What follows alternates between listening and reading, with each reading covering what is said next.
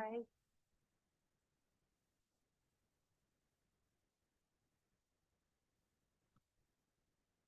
Morning, everyone. My name is Councillor Cheryl Carlisle and I'm the Chair of Finance and Resources Overview and Scrutiny Committee. Can I welcome everyone to the meeting, which is a multi-location meeting. The meeting will be live streamed and recorded and will be available for viewing after the meeting. Should the live streaming fail, the meeting will continue and a recording will be available through the Council's website following the conclusion of the meeting. Can I remind members that translation facilities are available and for those attending remotely to choose your language of choice, please. For those wishing to speak in the chamber, please raise your hand. For those attending remotely, please use the raised hand function.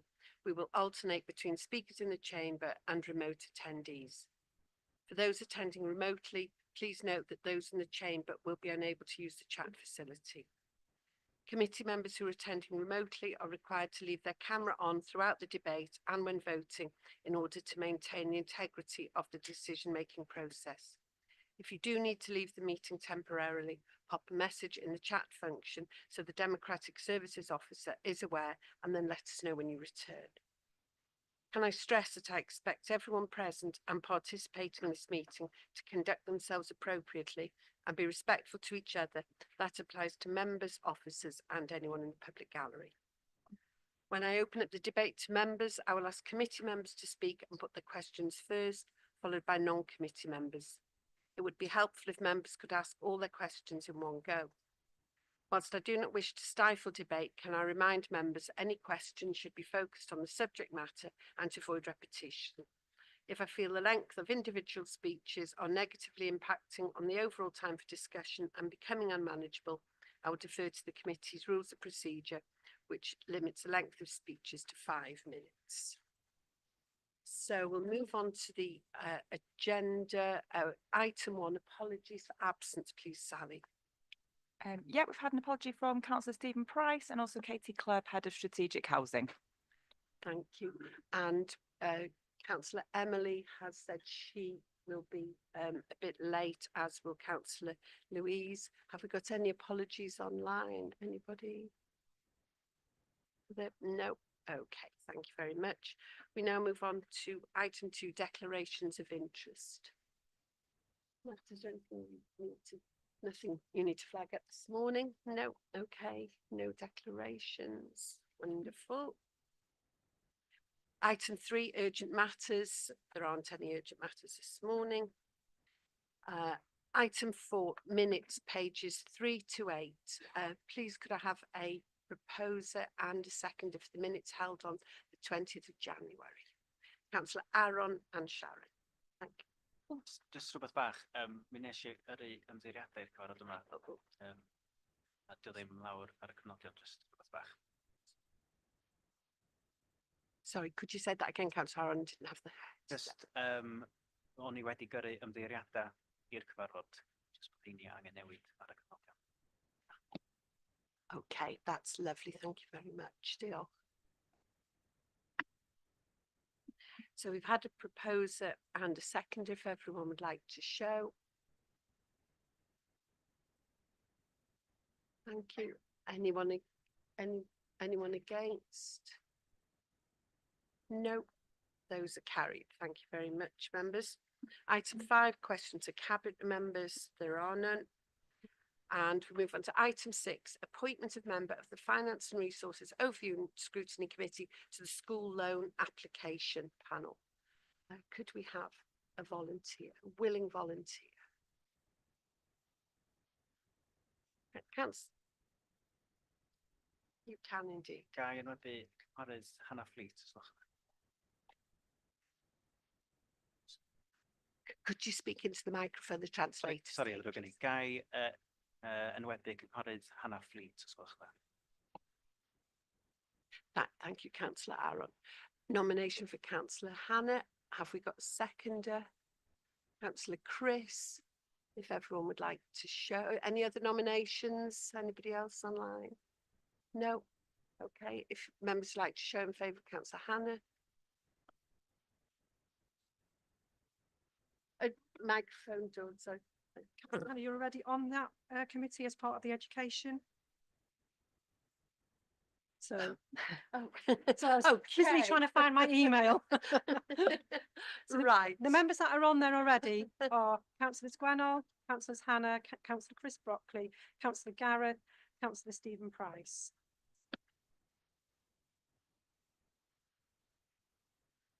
Three Okay, members have been on the committee. Councillor Anne, you've got your hand up.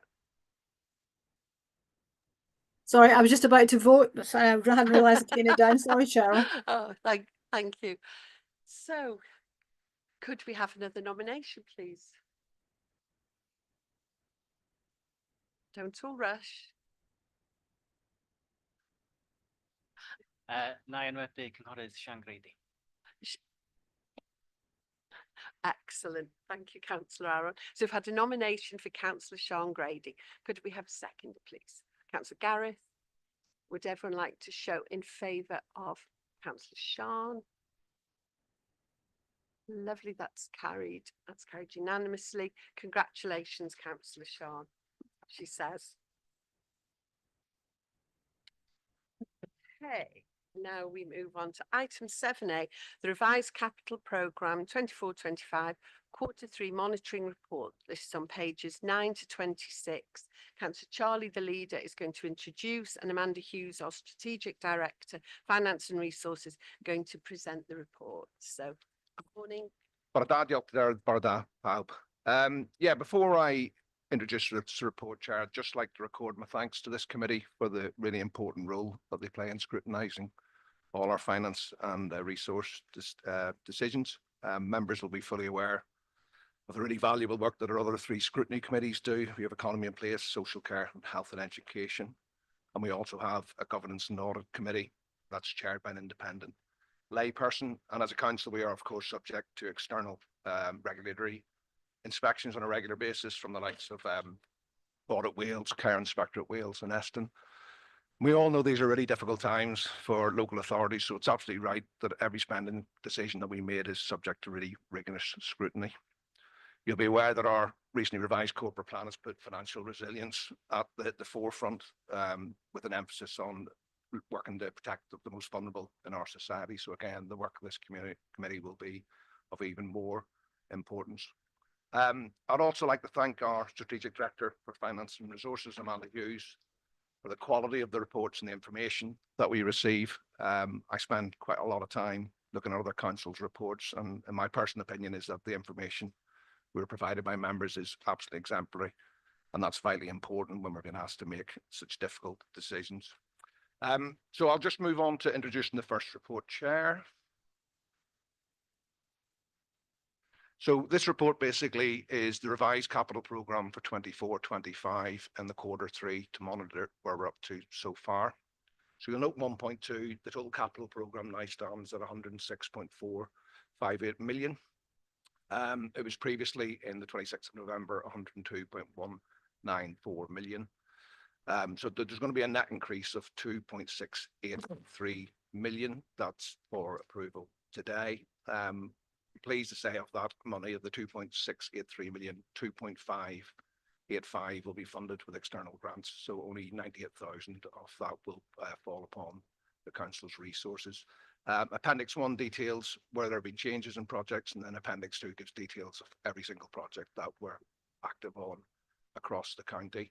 I had the pleasure of visiting the Kimnell Bay Sea Defences last week on a site visit, and it's hugely impressive to see that the massive amount of work that's gone on this really major engineering project, which will provide protection to many, many thousands of households.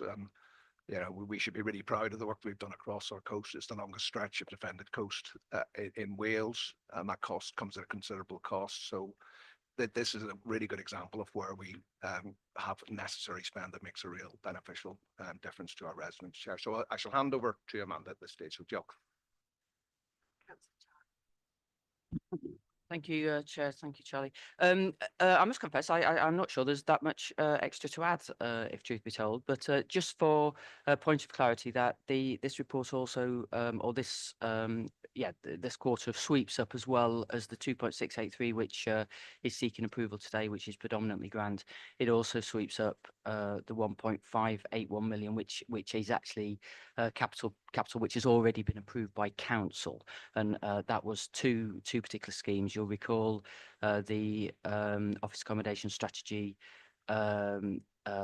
decisions around approving £1 million of capital for that, and also £500,000 for the Timar development. So they were decisions that have already been taken either by Cabinet or Council in accordance with the delegated arrangements, but the report also then contains those but isn't seeking approval because that's already been had.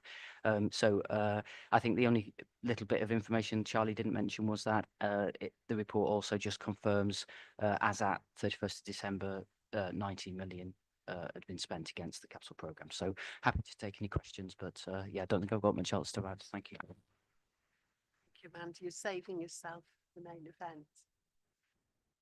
Have we got any questions or comments from members? Anyone? Oh, Councillor David online. Yeah, thank you, Chair. I'd just like to ask about the TMR development and the £500,000 that's been allocated. Now, if that for any reason that development doesn't go ahead, that money will be lost. In a way, it's a gamble, isn't it? So, you know, we're gambling at this point in time with public money. You know, really, we need to be very careful. So I'd just like to a bit more detail on that, because if that development doesn't go ahead, and there's no guarantee it will, that money will be lost, and it's an awful lot of money for the council to lose. Thank you. Councillor Charlie or Amanda? Yeah, there is a degree of risk with that pursuance of that scheme, but that was considered in the report that Cabinet considered when they made their decision. Obviously, if the development does go ahead, then it has the potential of yielding a significant capital receipt for the council, which it wouldn't if it doesn't go ahead, you know, if it was left to be agricultural land. So it was a balance to be weighed up, and as I say, those decisions, that was considered by Cabinet when it made this decision. Thank you. Content with that answer, Councillor David? Well, I seem to remember it didn't come before us in Finance and Resources, and it was actually the public and the press were excluded when that decision was made. I think a little bit more openness, especially when it's such a large amount of money.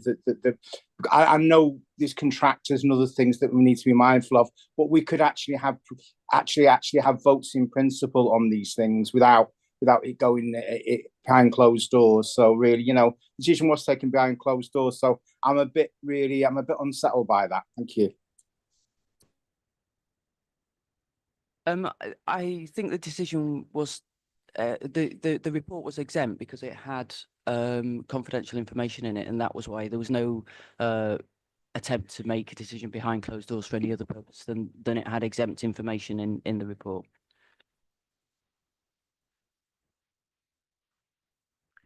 Okay, thank you very much, Councillor David and Amanda, for that. Councillor Aaron. Diolch Cadeirydd. Ia, cwestiwn ar so appendix 3 dwi'n meddwl dwi ar o dan highways. So ail wynebu maes parcio Watling Street yn Llanrwst. Mae yna newid wedi bod o 259 o filoedd i 200,000.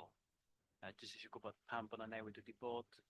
Ydy o werach oherwydd bod y prosiect yn mynd i gostio llai. Dwi'n gwybod werach mae rwy'n o i'r gael cwestiwn. Diolch, Councillor Aaron. Andy, are you? Councillor Cromwell online, maybe? I'm sorry, I couldn't hear the question. The voice is very loud. People speak to the mic. I could hear that. Oh, it was translation, but if you'd like to say it again, please, Councillor Aaron. Ia, na, wrth gwrs, na I siarad i fewn i'r mic. Mae yna newid wedi bod yn yr capital ar gyfer Watling Street yn Llanrwst. So mae yna 49,000 llai. Falle bod yna bod y prosiect yn mynd i gostio llai arian o bosib. Jyst i gwybod pam mae yna wahaniaeth. Thank you, councillor Aaron. Yes, these microphones, as we know, are on their way out, so you have to yell into them. Okay, councillor Gronwy. Apologies, I still couldn't hear the question. Perhaps one of the officers could answer. I can't hear the question. Okay, Amanda, if you would like to. Thank you. Yeah, I'll come in and answer. In fairness, I suspect Councillor Gon, we wouldn't be able to answer because it's a technical answer. The reason the scheme is going ahead and the scheme is identical to how it has always been planned. I think at an early point in time we anticipated a higher level of grant, and we've now had notification of the grant. So effectively, it's just an accounting adjustment to reduce the grant down. The actual scheme value remains the same. You're content, councillor Aaron? Lovely. Okay, any more questions? Oh, councillor Nigel. Thank you, Chair. Just for clarification, I was a bit surprised that Councillor David was saying that decisions are being made behind closed doors when actually all elected members who represent their constituents are allowed to come to Cabinet, have debate at that time and ask any questions. Thank you, Chair. Thank you, councillor Nigel. Not quite on topic, but I think as a chair, I can decide who speaks and what they say. So I don't really think that's an appropriate intervention, but never mind. Okay, anybody else? No. Okay. Well, this is looking good for an early finish, isn't it? Right, could I have so we've got no recommendations other than those within on page 9, 2.1. Have we got a proposer and a seconder for this report, please? Councillor Aaron propose and Councillor Hannah second. Okay. If members would like to show.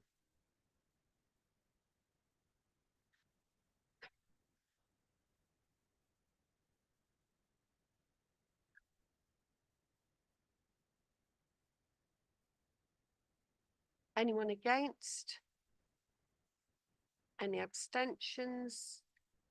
No, that's carried then. Thank you very much, members. Excellent. We now move on to item 7B, the revenue budget 24-25, Q3 monitoring report. You can find this on pages 27 to 38. Councillor Charlie's again going to introduce this, and Amanda Hughes, Strategic Director, is going to present the report. Councillor Charlie. Again, diolch, Gareth. I think it'd be useful before we go into this paper to look at our Q3 monitoring, just to remind ourselves of how difficult the budgetary situation was last year. Members will be aware we received the lowest settlement in Wales, which is 2.29%. That equated to 4.6 million. We did some independent work with our care homes to analyse the real care of their costs for our residents, and that actually came in at 4.8 million. So before we started to balance our budget, we were 200k in arrears. Pay and wages, which are set nationally, was an additional 14 million. So we were in a situation where even with a really high level of council tax, just below 10%, we still had to find 12 million pounds of savings. We know over a number of years, that's now north of 90 million pounds. So that gets increasingly hard year after year to make those levels of savings. It is a source of frustration that if the NHS was having those level of cuts, there would be hell to pay. But unfortunately, for councils, that just seems to be a par for the course.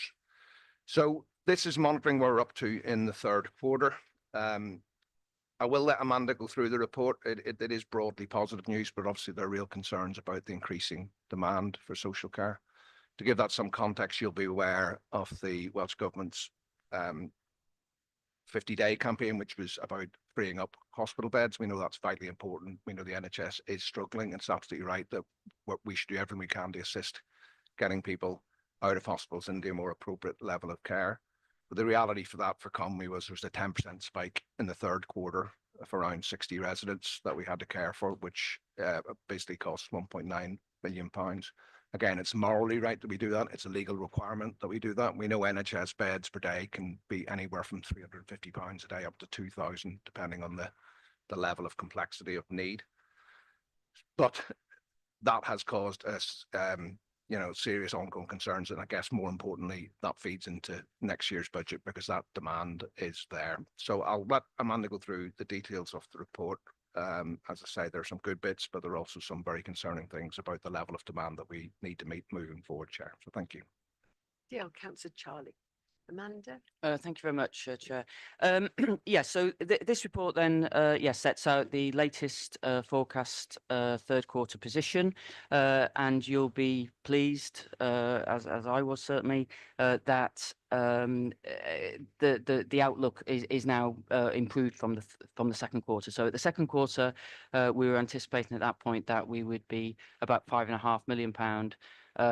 With our spend in excess of our income. That now has reduced to 1.225 million, and that's effectively for a number of reasons. So which I'll go through. So there are pluses and minuses within that. So effectively across the service position, it's either consistent with the previous quarter or in some instances has improved. Some services of through, I guess, their sort of compliance with the spend control regime and really focusing on only spending absolutely essentially.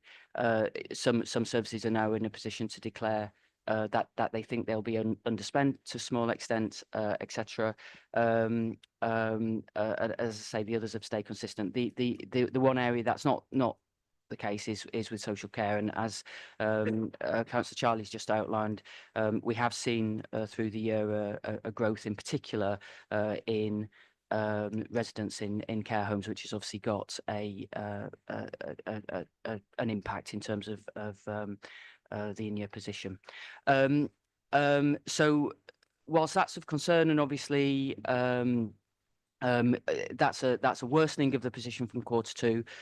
Equally, though, we have then had a number of positives which have helped bring it down to that net 1.2 position. So one of the fundamental changes is that Welsh Government have unusually provided additional in-year funding. They made assumptions around the pay awards when they did the original draft final settlement back in March or February, I can't remember which, and obviously the pay awards resulted in being higher than that, both in terms of teachers and in terms of NJC. So Welsh Government have been able in year to allocate some additional funding towards those additional pay costs, and you'll see in Table 1 effectively that we've had 2.9 million additional money. The other positive thing, which you'll recall that the budget had a risk within it because we still didn't have in the previous two quarters, we didn't have confirmation from Welsh Government yet about the funding for the teachers' employer pension contribution increase that happened at the start of this financial year, and that also then has come through and been confirmed. So that again is positive news. So as I say, we've had an additional 2.908 million in funding, which is good. Also, you'll recall in the last report that I referenced that we'd had some one-off money for Park ADFA to do with some refinancing that had happened and was a benefit to all of the partners in that arrangement, and that was 1.351. In the last quarter, I hadn't effectively taken account of that, so I've now taken account of that. I've now treated that as income, and that obviously therefore is a benefit. And then also a number of corporate budgets have also now got some sort of positives to them. In particular, we've been able now to allocate the pay award, the money that we'd set aside for the pay award. Unfortunately, we often can't do this until people have actually been paid. The pay awards have been settled and in people's pay slips because of the nature of the way the pay awards are now, i.e. they're a monetary amount per spinal point rather than a percentage uplift. We need them actually to be in the pay slips to be able to work that out, and we were able to do that then after them going into pay slips in November. So actually we had 466,000 spare, for want of a better word. We'd allocated more than we'd needed, so that's obviously a positive. And I've listed in 3.9 there a handful of other things which are corporate budgets which have been of benefit. So as I say, that brings it down to that net position of 1.225 million. In terms of the actual final position at the end of the year, though, I will have to flag that there are still two amounts of money which I haven't yet taken account of in that net position. One of them is the fact that you will be aware through discussions on the budget and in discussions with schools that a number of schools will have to make redundancies. And that's predominantly because of either falling pupil numbers or a previous over-reliance on the use of balances and other changing positions in terms of grants and so on and so forth. But a number of schools, in order to balance their budgets for next year, will have to make redundancies, and that will have to come in. Then you have to obviously account for them once the obligation exists in the current year. I obviously don't know what the exact cost of those redundancies are at the moment because those processes are currently happening, and unfortunately the level of fund, or the cost, should I say, very much is dependent upon the individual person's level of service and their age, particularly in the context of whether there's pension strain and so on and so forth. So there's an obligation that's going to come through, which I can't quantify. Equally, and of benefit. We also have put in a number of applications for shared prosperity multiply funding, and they're currently going through the approval process, both in terms of our internal process and also externally by Gwynedd Council. And subject to the success of those applications, we may well be in receipt of around another £500,000 in funding. So I'm hoping that those two things will sort of, to an extent, net themselves off, and that the net position will remain the same.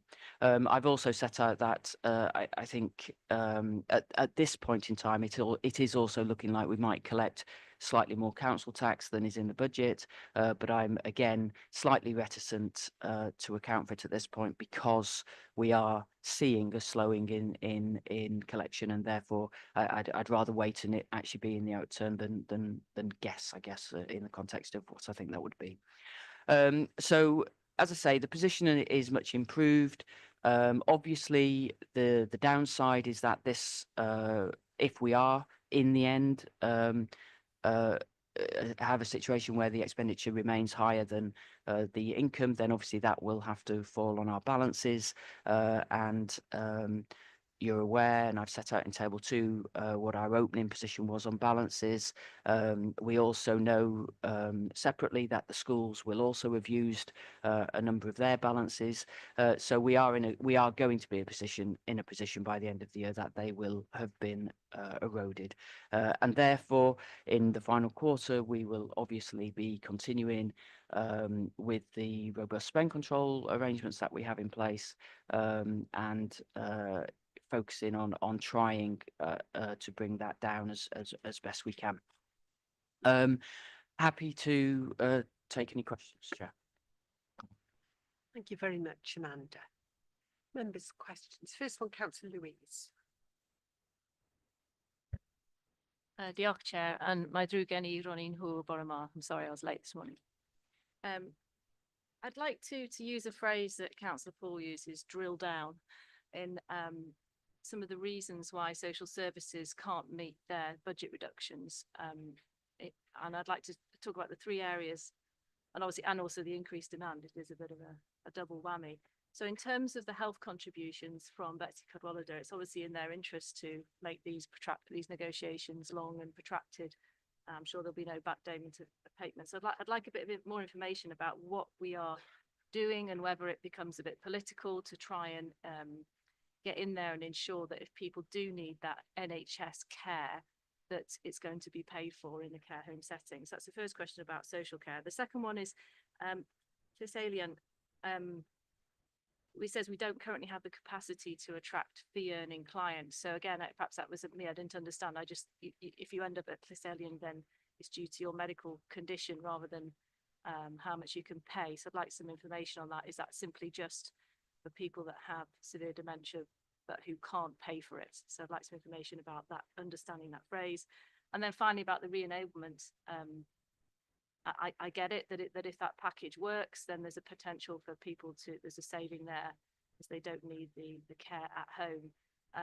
But clearly we've not been able to save even 100k. So is that just unrealistic? There's no point putting things into the budget if it's unrealistic, or did you honestly think you would be able to make that saving? So 3 questions on social care, please. Thank you, Councillor Louise. Councillor Penny, do you want to address the Betsy Cadwallader one? What we're doing to get the money from Betsy, and then go to Cat for Cyllid.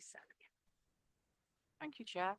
So, Councillor Louise, thank you for your questions. Betsy Cadwallader, as we all know, it's a historical issue that's always existed. I do believe that in the last 3 years, County Council have been a lot more active in meeting with the executive, with our officers going out trying even harder to get money. We work very closely with Betsy Cadwallader. It's a huge ship that an inflatable boat like CBC are hiring hard to get somewhere with monies that are paid. We did have a success with monies that were owed, and we do keep on pursuing it in an open, frank and honest way. So that's Betsy Cadwallader. If you have other hints of how we could succeed, then I will gladly have a conversation with you or the chair or anyone else. Thank you. The next question about people ending up at Cyllid. My mother was in a care home for 8 years with dementia and a brain tumour. She certainly didn't end up anywhere. She was placed there correctly by the family. I'm going to move that to the officer to question that. The Re-enable team is working very closely. We are working with people to enable them to go into their home. And then, of course, we have a domiciliary care package that has to be provided on top of that. So I'm going to go over to either Kat or Jenny to answer that second question of yours. Thank you. Thank you, Councillor Penny. Yes, the Betsy Cadwallader issue has been going on for many years. I remember we had great success about 4 years ago. We upped the level of officers that we sent into negotiations, and we had great successes, particularly in children's services with that. But then Betsy caught up, and they raised their level of officers to combat and the expertise within Conway. So it was a vicious circle. So Pat, if you'd like to. Can I just clarify, Councillor Louise, you were talking about the savings put forward and our achievements of the savings, weren't you? Yeah. The re-enablement savings. Yeah. Are they realistic? Yes. So with those re-enablement savings, yes, we have achieved them, but they were cost avoidance, so they were reducing ongoing care packages. So we've got evidence that the re-enablement that's been. Chair, I can't hear online. No. Yeah, is that okay now? Yeah. Yeah, so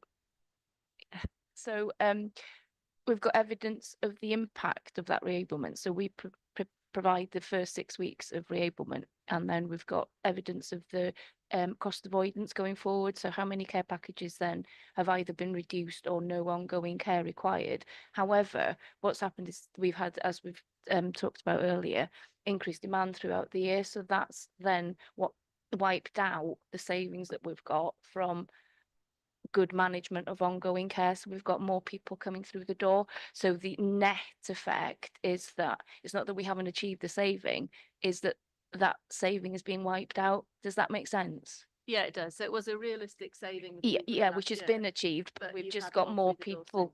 Yeah, yeah. And then the other one was just for Cyllid, what's the criteria in terms of you saying you haven't got capacity to attract private clients? Yeah, so that was around more increasing our day service provision and the charges for that. And we've had issues in terms of how we do that with Cyllid and around the way the building is structured, how we provide day services over the dementia support that we've got. So we have attracted people, but it hasn't generated the level that we thought we were going to get. So that's part of our review of the model of delivery in Cyllid and what we do going forward. So that saving is more about the way that we run Cyllid in terms of day services. Okay, understood. Thank you. Yeah. I think Reen wants to come in and then Councillor Just very quickly, on Betsy Cadwallader, you'll remember they were here before council in October where we had a session. As a follow-up to that, we engaged with health around them coming regularly to our scrutiny meetings. So we're in arrangement, trying to get arrangements in place now for them to come before social care scrutiny. So I think that will be an opportunity maybe for members also to raise these very important issues with the health board, because you know, we're not going to beat around the bush. It is tough, to be honest, and I think there needs to be some probing questions there around how we can develop that relationship better. So and we are in engagement, as Councillor Penny said. We've had regular meetings with the executive of the health board, but we want to develop that further, I think, because it is becoming quite a significant pressure on us. Yeah. Reen. Okay, we've got Councillor Charlie wants to come in. We've got Councillor Kathy. Before that, just say how pleasing it is to see so many of our social care colleagues here this morning, and just to say thank you to all of you for the work you're doing. It's as tough as I can ever remember in 18 years. It's the worst. So, okay, we'll go Councillor Kathy and Councillor Charlie. Thank you very much, Chair. Just to add to what has been said from the point of view of children's services, we obviously have Welsh Government continuing care guidance, which means, of course, that morally and legally and in principle, we have to look after our very, very vulnerable young people with complex needs. This, as perhaps Charlie is going to say, is not a Conwy only issue. We're lucky enough that our leader is a rep to the social care committee across the whole of Wales. Social care reps went to a meeting recently, and I challenged Jeremy Miles quite strongly about our relationship, our partnership, the negotiations, as you call them, with Betsy. So we're going to follow that up. I know that Charlie is doing great work on that as well, more broadly, and it isn't just Conwy that has an issue with their health board, although maybe ours is slightly more pronounced. Thank you. Councillor Kathy. Councillor Charlie. Yeah, thanks, Chair. Yeah, really important to remember this isn't a Conwy specific issue. It's an issue across the whole UK. The anomaly when the NHS was founded was that social care wasn't included. It didn't really exist in the form that it does now. And that disparity has just got greater over the years as to who pays for what and what an illness is and what is a social issue. And we know it doesn't work. It's been kicked down the can for years at a UK level. There are moves to talk towards moving towards the sort of just one service for health and social care, and clearly that would be beneficial. If you're having to argue over who pays for what, that's a real waste of officers' time. It's a real waste of money, and more importantly, it's not helping the patient or the resident, whatever you want to call that individual who needs those services. So I guess my frustration is there are many things that we have to deal with which is out of our control, which should happen and should happen more quickly, Chair, because it remains an absolute serious concern about we are using high figures of council tax to support essential services. And that's kind of like, I think there was a bit of an unwritten sort of rule that we had local taxation powers to sort of focus on the things that matter to our residents locally, not statutory services, but that's certainly not been clear for a number of years just because the sums just don't add up. And again, as we move into the budget for next year, you will see that the figures for social care are really concerning as well, but absolutely necessary, and that we have to provide that care. So thanks, Chair. Yeah, Councillor Charlie. Yeah, it's good to always remember there is a patient or resident in the centre of all this. Thank you. We now go to Councillor Abdul online.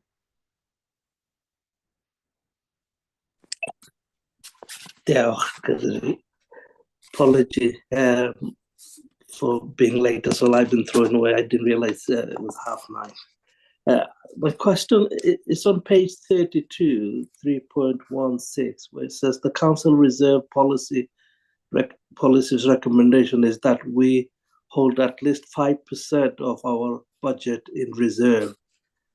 Now, currently we hold less. Are we planning to implement that recommendation in this financial year?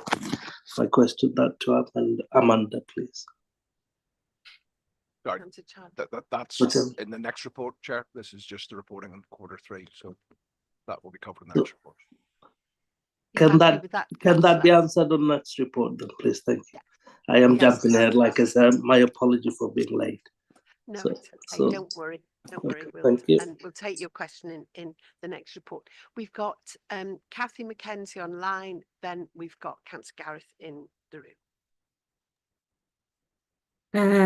Bore da. I just want to reassure councillors that from a social care perspective, with the young people in children's services who are eligible for continuing care, Kathy, could you turn as a your service, camera we off? are. It's your connection's really bad there. Yeah. Thank you. Again. Okay. Is that better? Can you hear me? Yeah. Yes. Lovely. Yeah. Thank you. Yeah, so just to reassure councillors that from a service point of view, we are with every single individual who we perceive to be eligible for continuing care, we are holding Betsy Cadwallader accountable for following the guidance that Councillor Cathy talked about. And certainly, those negotiations are extremely difficult, but when a young person is eligible, then we absolutely must continue negotiating with the local health board, and that's what we do. So we have noted that it is the really high cost placements. They're the young people where that they're originally the hospitals would care for those, but they are now coming into the community, and that's some of the difficulties that we're facing at the moment. Thank you very much for that further explanation there, Kathy. Really appreciate it. Now we've got Councillor Gareth in the room, then Councillor Anne online. Councillor Gareth. Thank you. On page 30, as you have mentioned, Amanda, we've had the good news that we had the one-off money of 1.35 million coming in from Park Adver, and probably without that, our shortfall would have been around 2.6 million altogether. You put there that ideally that would have gone into reserves, and as Councillor Abdul said, reserves ideally should be at around the 5% mark. So my first question would be, in pounds terms, how short are we of hitting that 5% reserves? And my second question is that, you've given us the heads up in 3.11.4 that collection of council tax is slowing down. So, that's probably an early indication that people are having difficulty paying. So I just wondered, had we got any data as to, where those pressures were being felt geographically or tax band wise? Is it the second homes areas that's slowing down, so that we can kind of identify where the pressures are in the council as to who's having difficulty paying their council tax at the moment? Thank you.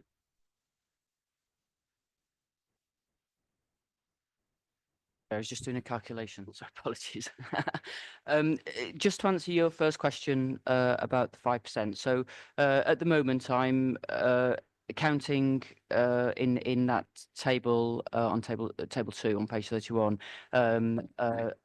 both general reserves plus some specific other reserves, which are sort of in a way set aside for general purposes, to just reflect that at the moment it's 4.36. So it would need to be 5%, it would need to be 14.7. So effectively it's shy about 2 million to get to the 5%. But obviously we will potentially be using reserves again this year to balance. So in that sense, it'll get eroded. In terms of the council tax, I think I would make this sort of general observation that across Wales, actually, I think council tax is slowing, and certainly Gareth and the team are doing a range of analysis to sort of assess where the collection issue, to the extent where we've got an increased issue, and is it actually in year collection or is it arrears? And so on and so forth. So I don't have the detail with me today in terms of whether, and I don't know actually, if I'm being truthful, whether we've identified it as being an issue, for argument's sake, as you say, with premiums or not. So we can certainly work and get that kind of analysis. What's making it a little bit difficult for us at the moment, just in terms of predicting, is that we have actually, through positive work, recently done a number of things into the council tax debit, as it were, the amount that we raise. One is that we've recently done a review of single person discounts and looked at effectively where I guess people might have erroneously perhaps still been claiming a discount when maybe their eligibility no longer was there. And so on and so forth, and that has raised a debit of about £250,000. We've also been doing an exercise to identify properties that actually should be second homes, which maybe aren't at the moment, and again we've raised some debits in relation to that, and then on the converse, we've also now actioned council's decision around the relief we're giving to foster carers to obviously try and promote that as an attractive thing to do. So all of those things sort of mean that the current position is, we need to sort of see some of those things flow through. But going back to your sort of primary question, we are doing work and analysis to try and actually see where, if there are any specific issues that we need to focus on in terms of the work that the team do in terms of collection, and obviously in the worst case scenarios, the work that the enforcement team do in terms of collection as well. Thank you. Yeah, thank you, Amanda, because I think it's really important, if it is backdated stuff that's causing the slowdown, well, yeah, that's a specific reason. But if our residents in particular areas are having specific issues, then, as you quite rightly point out, it's good that we get an earlier heads up on that as possible, and we've got a better chance of doing something about it then. Thank you. Thank you, Councillor Gareth. Councillor Anne online and Councillor David. Thanks, Chair, and I'll turn my camera off. Amanda, my first question is in relation to page 30, section 3.11.1, and it's where you highlight schools as potentially being undertaking redundancy ahead of the next financial year. My first question is that one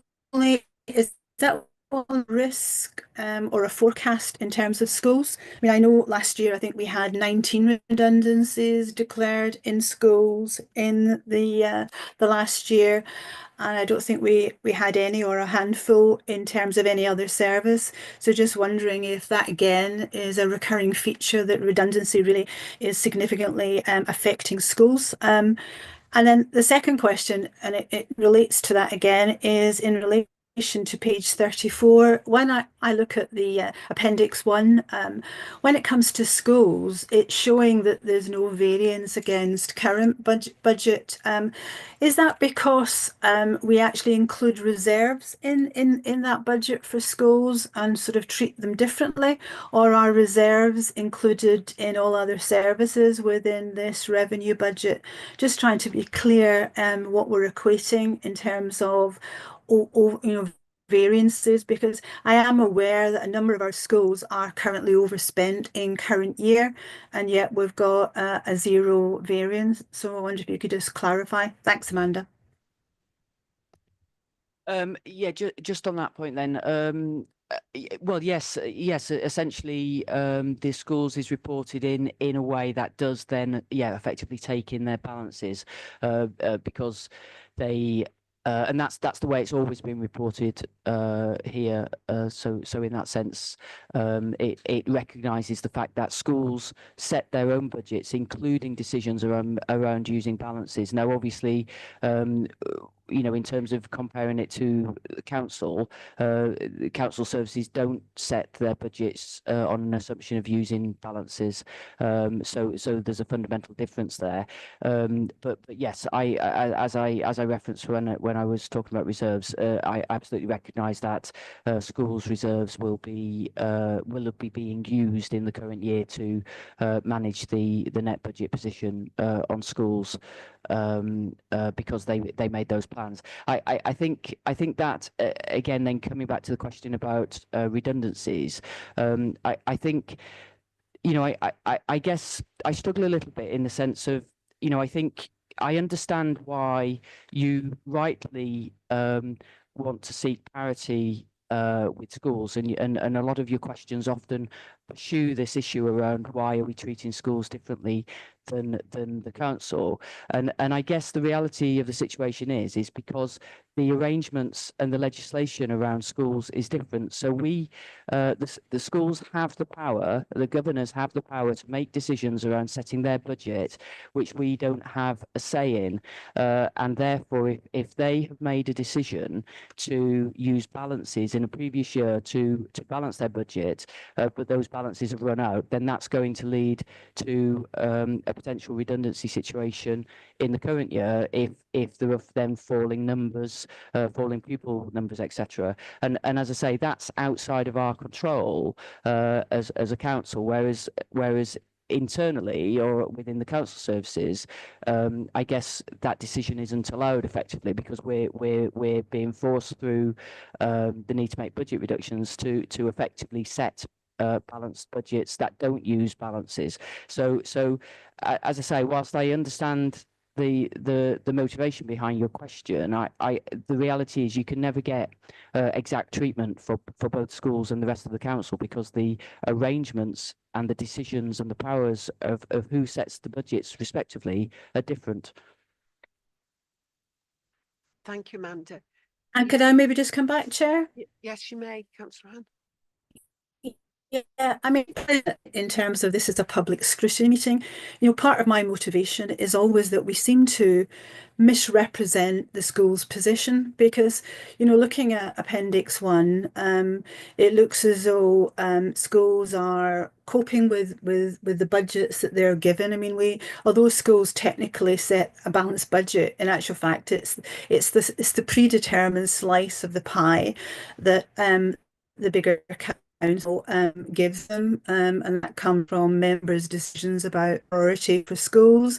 So there's an awful lot of things that don't appear obvious to the public when we're actually treating all services, and then obviously specifically reporting on schools in the midst of all services. And I think, you know, potentially that's the same situation for us as members as well. Perhaps, you know, some of these reports, and I'm not suggesting it's down to you, because I don't know if any other councils in Wales report differently. I mean, I think at the beginning I got a hint that you were suggesting that some schools, some councils report differently. Obviously, I have no idea if that's the case, but it's just this piece about integrity of reporting and actually sort of representing fairly the equivalence of schools to other services, because, you know, schools, as I've said earlier, they're given a budget and they're given a budget cut that they have to accept, and that cut comes from us as members, completely accept that.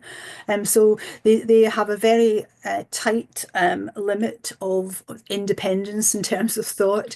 Yeah, it may be about reserves, but again, this report just shows as though everybody had access to X amount of money and this is how they've performed.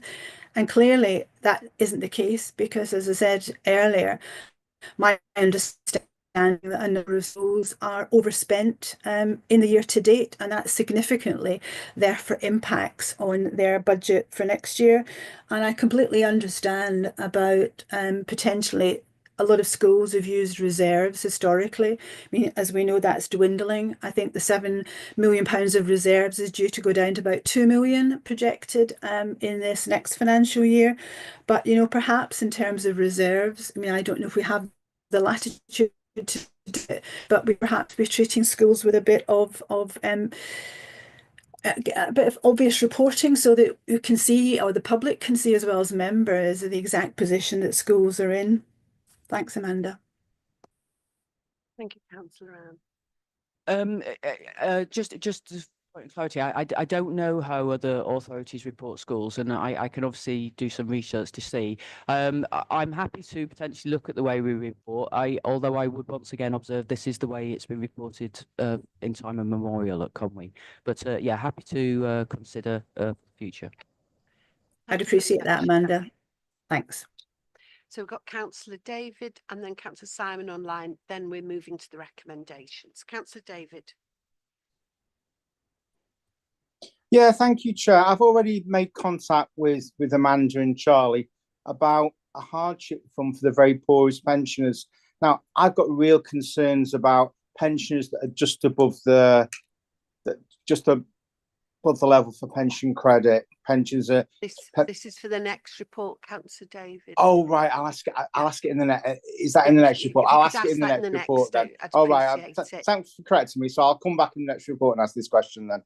Okay. Cheers. Thank you. Councillor Simon, last speaker before recommendations. Thank you. Yeah, sorry, Chair. I don't know if we are in the right section here, but page 30, there's a 311.3 mentions the shared prosperity multiply funding. Okay. Now that was stated on BBC Wales Politics yesterday that was coming to an end shortly.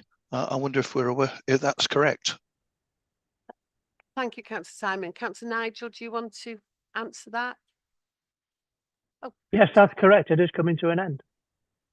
So just to clarify, yeah, it's coming to an end next year. It was a 3-year programme. It was renewed for another year. So that's what we're referring to here. We do not as yet have any detail as to what will replace it in the next financial year. So which is a concern, but it is available for the current year, Chair. Thank you very much. You content, Councillor Simon? Yes. Thank you. Okay, well, we've got no more speakers, so we will go to the recommendations. Let's have a look on page 27. Have we got anything extra to add to those, and have we got a proposer and a second? Councillor Aaron will propose. Councillor Hannah will second. Members, would you like to show?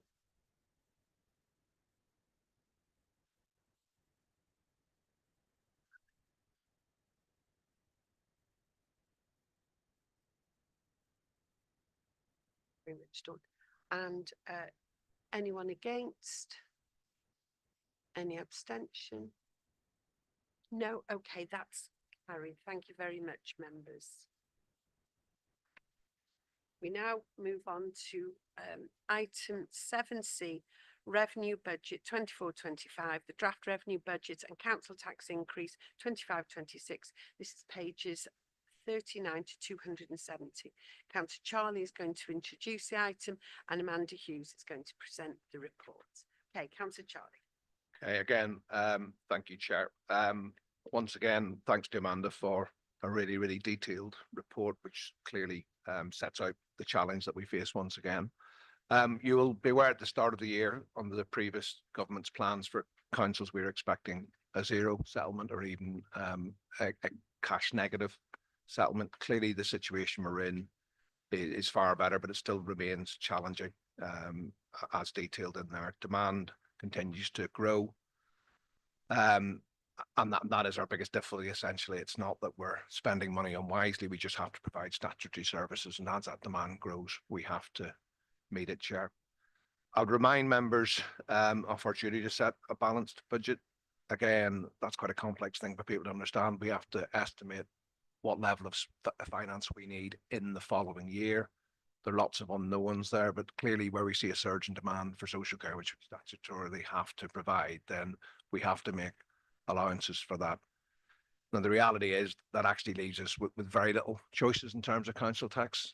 It's Amanda here who will have to legally sign, in her professional opinion, that our budget is balanced and it is fit for purpose. Obviously, there are lots of assumptions you have to make in there. There are a few areas you can take a little bit more risk than others. but it remains an absolute challenge. I'm very conscious of the level of council tax that we've levied on residents over the last 2 years. The reason why we're slightly out of step with other authorities, certainly across North Wales, we'd be combined maybe 2 to 3% higher than them, is that we did not have sufficient reserves to meet this challenge. It's very clear if you look at other budgets, they have used the reserves. Councillor Gareth, you quite rightly raised the importance of having reserves at an appropriate level. That was not the case when I joined this council in 2017. We historically had very low levels of council tax, which I understand residents really do not like you raising their council taxes. We're all acutely aware, but that left us ill-placed to face the challenge of the size that we have now. So every decision we make is meaningful. We are caught absolutely between a rock and a hard place. Council tax, we know, is incredibly unfair. It impacts on the poorest the most, but those are the residents that need our services the most. So there's a really difficult balance there.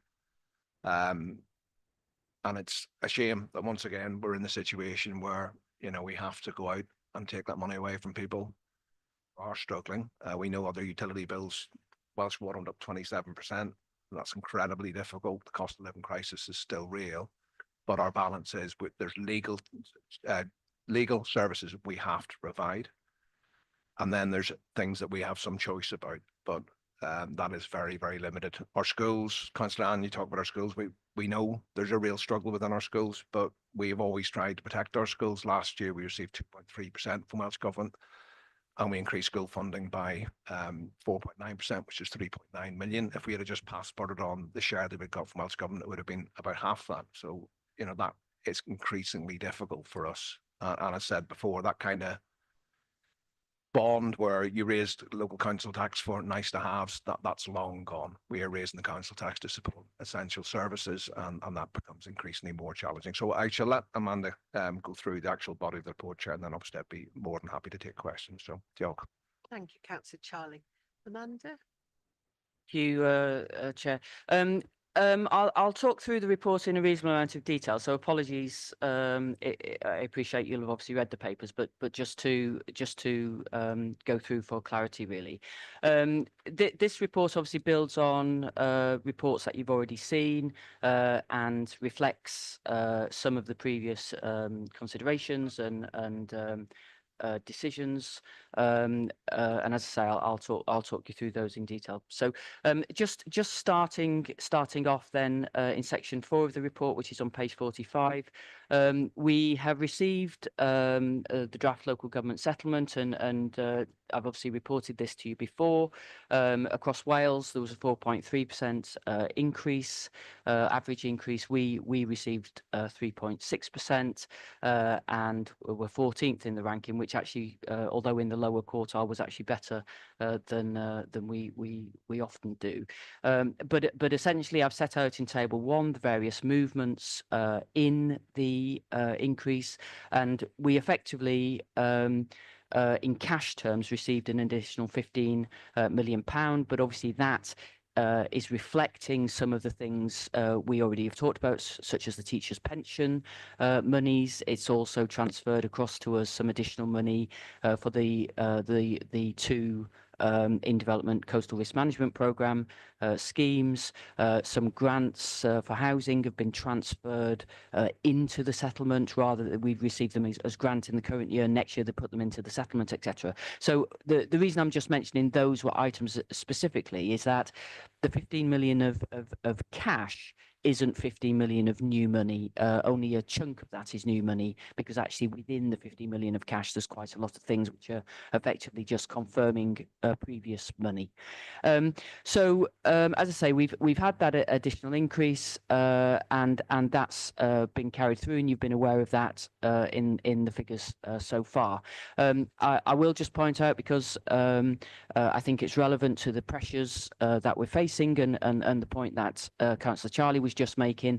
I've set out in paragraph 4.5 there that we receive effectively in this draft settlement £1,911 per capita.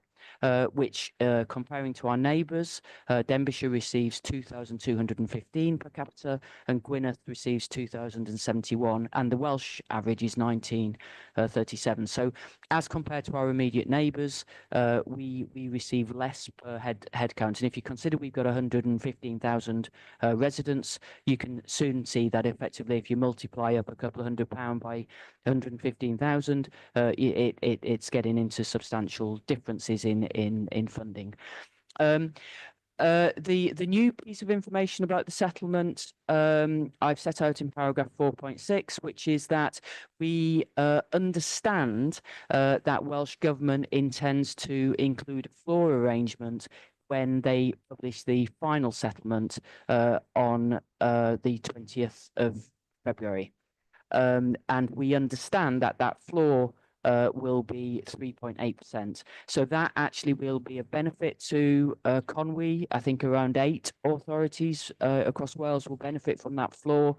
And what that means is we, all things being equal, we should be receiving therefore an additional 424,000 in the final settlement as compared to the draft settlement. Because the communication around that, whilst we've not had an official letter, we've had sufficient communication and information about it that I feel confident that at this stage we can assume that we'll get that and we can take that into consideration when we continue or you continue to set the budget. So that's one of the changes to the budget from the last report that you had in January. So moving then to the table 2 in section 5, what I've detailed here effectively is the figures that you saw in January, in the report in January, as compared to the forecast now, having taken account of a number of changes. And whilst you can work out what the changes are if you compare the two columns, for ease of reference, because it's a big table, I've actually set out the changes then in table 3, where I've explicitly set out the movement and why the 9.936 resource shortfall that I highlighted in January has now increased to 10.6. And what they are, as I say, are set out in table 5.2 there. The primary upward pressure that we've had since the initial budget, or the last consideration, is that pressure in older people. Whilst during the year, obviously those people have come into the service and come into that cost obligation for us gradually over this year. But in reality, all of those residents who've been rightfully placed in care homes will be there for the whole of the next financial year. So we have to take account of that pressure. Otherwise we'd be going into next year knowing effectively we would have an overspend in social care from the off. That clearly isn't a sensible thing to do, and therefore I feel duty bound that that I bring that to your attention and that we build that into the budget. So as I say, there's 1.995 been added in, and then fortunately there are a number of things which will help fund that. One is the reduction in the pay award provision that I referenced in the Q3 report, that we have effectively got that spare, so that can help fund it. Equally, a corporate contingency, and then we've also had notification of the corporate joint committee levy. I'd originally set aside 200,000. It actually turns out that it's only going to be about 23,000, and therefore I've been able to take out that budget that I'd set aside that I don't need, and then equally the increase in the AAF. So the net movement of all of those adjustments then is an additional pressure of 664,000, which has therefore moved the 9.936 to 10.6 million. So that's the pressure that we have estimated before effectively. So it's taking account of the AAF, but it's before then the decisions that you take as members around budget reductions and council tax. So just also to just emphasise for understanding, really, in terms of clarity, that we're all on the same page in terms of the what I've assumed in terms of pay costs in those budget figures. And I've set this out to you before, but it's a significant element, and therefore in that context, just to set it out again and for clarity. So I've assumed a pay award for all staff in 25-26. I've estimated that at 4%. You'll be aware, actually, we've got 4 pay groups across the authority, but the 2 main ones are effectively the Teachers' Pay Award and also the NJC Pay Award. The Teachers' Pay Award, we, at this point in time, the independent remuneration panel that gives advice to Welsh Government about the Teachers' Pay Award hasn't given a view about what they think the Teachers' Pay Award would be for next year, but I can observe that in England, the equivalent body has recommended 2.8%. I am not sure it will be as low as that, but I'm hopeful that it will be contained within that 4% headroom, as I say. The NJC, however, is a little bit more worrying in the sense of the NJC pay claim has just recently been submitted, and actually they've submitted a pay claim of £3,000 per spinal point. That's far in excess of the amounts that have been settled in the last 2 years, which have been £1,290 in the current year and £1,950 in the previous year. But the 4% that I've set aside would only actually fund an increase of 1,100. So I'm just drawing that to your attention. So I think there's a degree of risk around that, but at the same time, equally, if there was a 1290 settlement last year, inflation's coming down. I don't necessarily feel that I'm in too far a wrong place, but nonetheless, I'm drawing that to your attention. You'll also know we've had much debate about the national insurance increases. We have been notified by Welsh Government officials, or I've been notified by Welsh Government officials, that we really won't have any clarity about the national insurance position until well into the summer, because I think there are debates going on between Wales and England, and equally there are various considerations going on in Wales as well around the different employment models that different bodies might have, and to what extent it's fair to distribute any funding. But I've made an assumption, pardon me, that we'll get 3.9 million, which is obviously less than the cost that I've built in. So again, just to draw that due attention. So we've got this shortfall then of £10.6 million, and essentially to address that, we can either seek to increase our income, or we can seek to reduce our costs. It's pretty fundamental or pretty basic in that crude sense. So the elements of the budget that we can play with, for want of a better word, and I don't use that word lightly, I just mean the bits that are movable parts, are firstly the business cases. So I set out in paragraph 6.3 on the situation with business cases. So you'll be aware, and you've considered the detailed business cases previously, and they're included obviously in the appendix here as well. But there are £1.424 million of business cases. They have been subject to detailed scrutiny, and as far as the strategic leadership team are concerned, and obviously that's been discussed with portfolio holders, they represent really the essential funding requests that are in place to measure, to address specific risks that we're facing as a council. At your last meeting, that was sort of endorsed, as it were, and Cabinet at its last meeting recommended that all of those business cases are supported in full. So I've just confirmed there in paragraph 6.6 that this budget proposal therefore leaves those £1.424 million of business cases fully intact, as it were. So moving on to budget reductions, again, we had a number of budget working groups to look at the budget reduction proposals that services were bringing forward. Some of those felt okay and reasonable to those budget working groups, some of them less so. Obviously, that then came through the democratic process in terms of finance and resources, looking at them last time.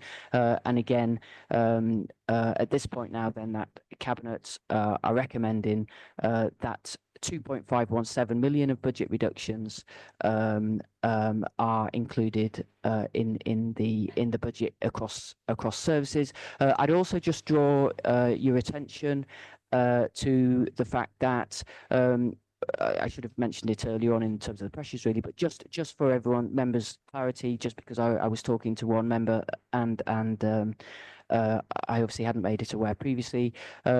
One budget reduction from last year, or in the current year, 24-25, which was a budget reduction for weeding and spraying. You'll recall that a decision was taken in the last year's round to reduce that to once a year. I think there has been some unintended consequences to that. I think, and consequently, that has been added back into the budget this year in recognition that actually it turned out to not be perhaps a good decision in retrospect, and therefore it's been reversed in this budget proposal. For clarity. So as I say, this budget now includes those £2.517 million of budget reductions, and the detail of that is set out in Appendix 6. Also, from the last meeting, on the back of the last meeting, it was agreed that there would be a school-specific budget working group, and that was held, and it considered a range of data, financial and non-financial data, and also the working group heard the perspectives of a representative group of head teachers. And so following that meeting, and in light of obviously discussions and the feedback from members who attended, as well as the public budget consultation, which is set out later in the report, this budget proposal effectively doesn't reduce, or rather passes fully on the funding that's required for schools to remain at a standstill budget. So in other words, it will passport on more funding than we as an authority had proportionately for schools. So schools will be funded at standstill, and therefore no what would have been perceived as a budget reduction previously, but no budget reduction to be applied. I would just clarify, however, that the school's budget has been adjusted for falling pupil numbers, and that's an automatic adjustment that happens every year. If pupil numbers go up, the budget goes up. If pupil numbers go down, the budget goes down. So that has been applied as normal, but otherwise the schools will be funded at standstill. Moving on then to reserves and balances, obviously that's an option in terms of funding budgets, and certainly many other councils in Wales are using using reserves and balances to help their budget and meet their budget equation, as it were. We've had many discussion around the adequacy of our budgets, of our reserves, and that continues. And certainly I have recommended previously, and I know Councillor Gareth has recommended, and the Froscas endorsed, and Cabinet have endorsed the need for us to seek to build reserves.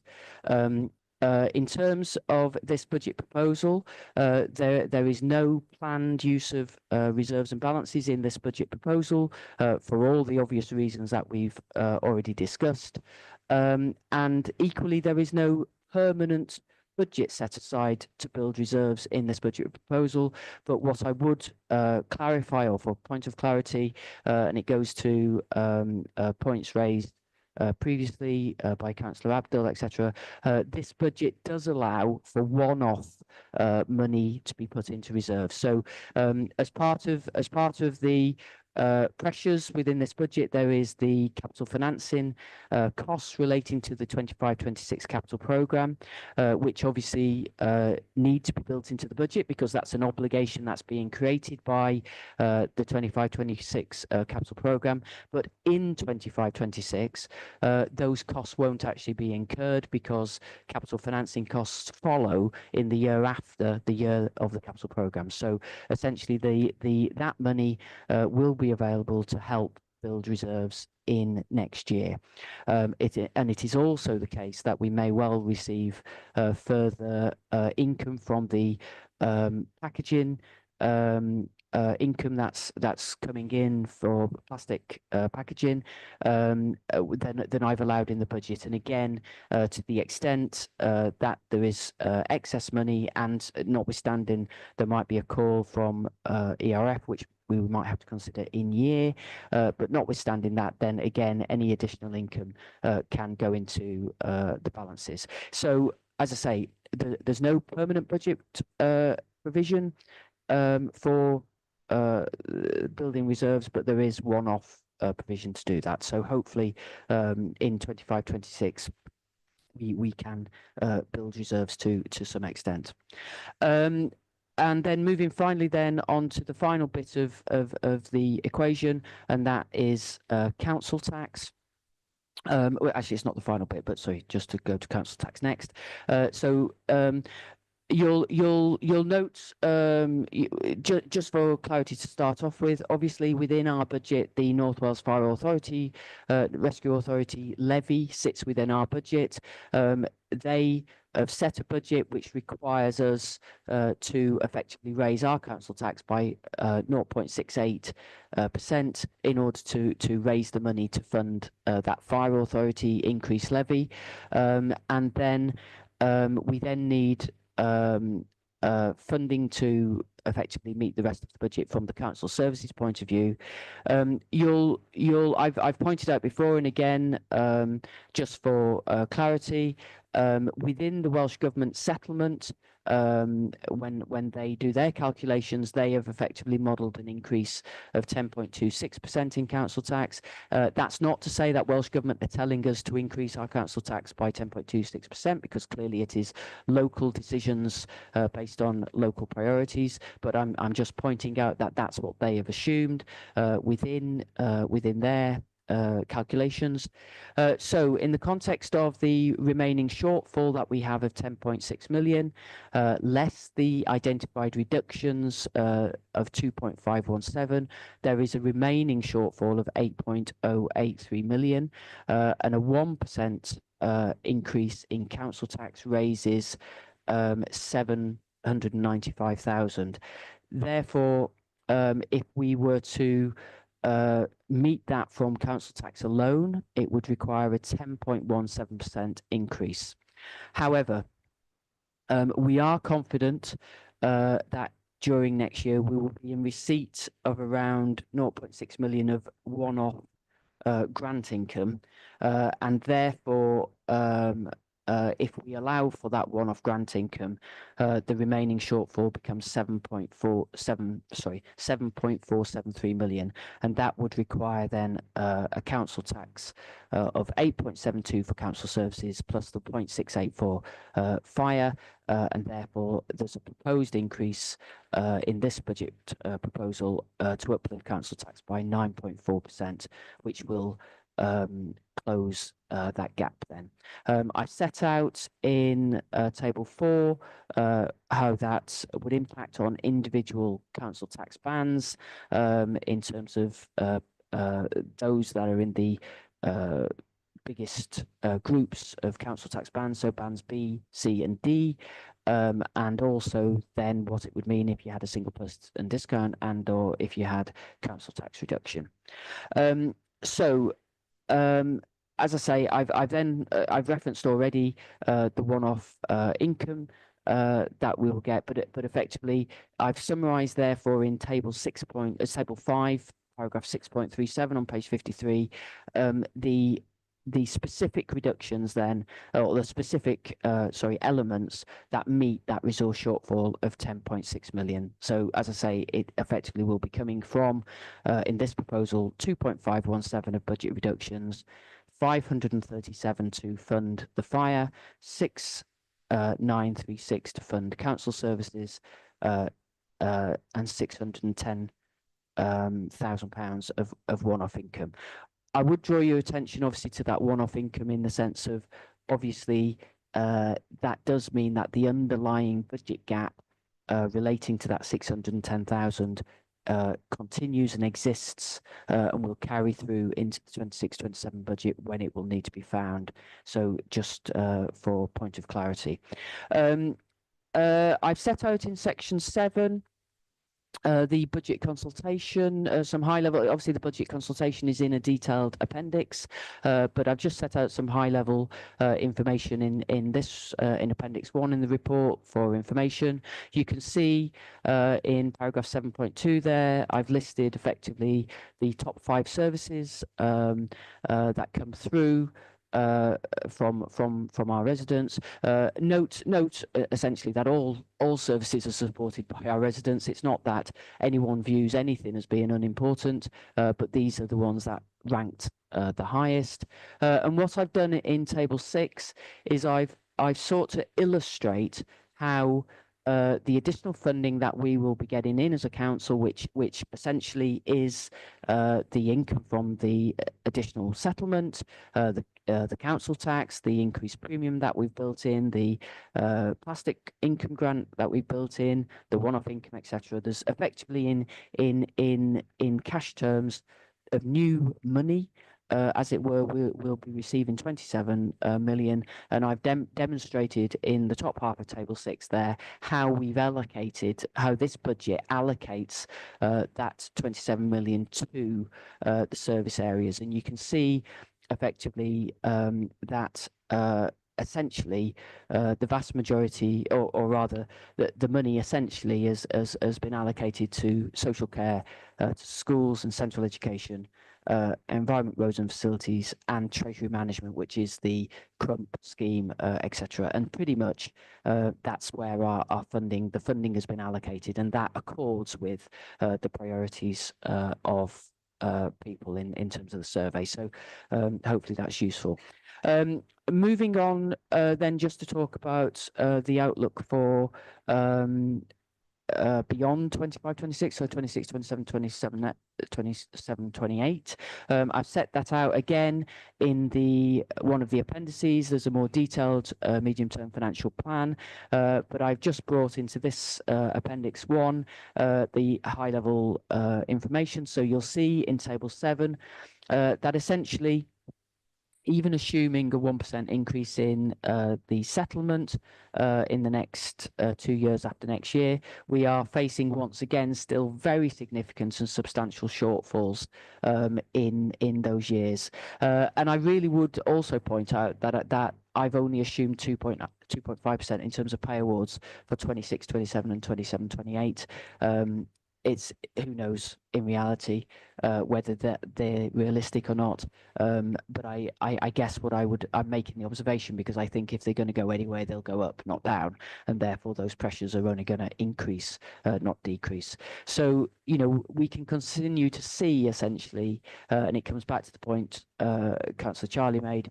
We are effectively still being faced with significant cost pressure because of those statutory services and the increasing demand of those statutory services that we are obliged both morally and legally to provide. So unfortunately the challenges don't go away, and the reason I am obviously telling you this is because you have to bear that in mind in terms of the decisions in the current year for setting the 25-26 budget. I've also then, as you'll be familiar with, set out the risks that are inherent within the figures to make sure that you're aware of those. And obviously I've equally set out again the risk of a Section 114 notice, and whilst hopefully hopefully there is a proposal in front of you that will go in front of council, which hopefully provides the ability to set a balanced budget. But obviously, if members don't support a proposal that sets a balanced budget, then we would obviously be into a Section 114 position. So in terms of the next steps, obviously you'll be considering this now. Cabinet will be recommending a budget proposal on to council, which obviously meets on the 27th next week, and for members on the 27th to effectively agree and set a balanced budget. So happy to take any questions. Thank you very much, Amanda, for that really comprehensive run through. You can breathe now. It's okay. Okay, members, let's open it up for questions and observations. No. Whoa, all the hands go up. Councillor Paul, you won just there. Then Councillors Gareth and Louise. Councillor Paul.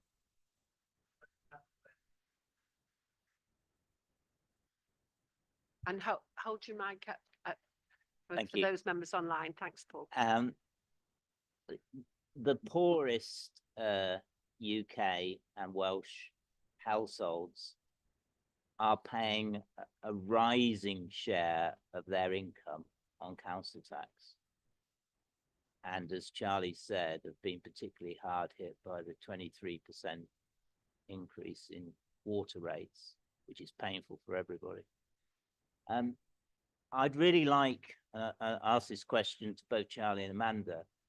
If a small group of us could get together and really, to use Louise's terms, drill down on whether we can do anything more within the powers that local authorities have to assist these households on the lowest incomes and lowest wealth. So that's a question.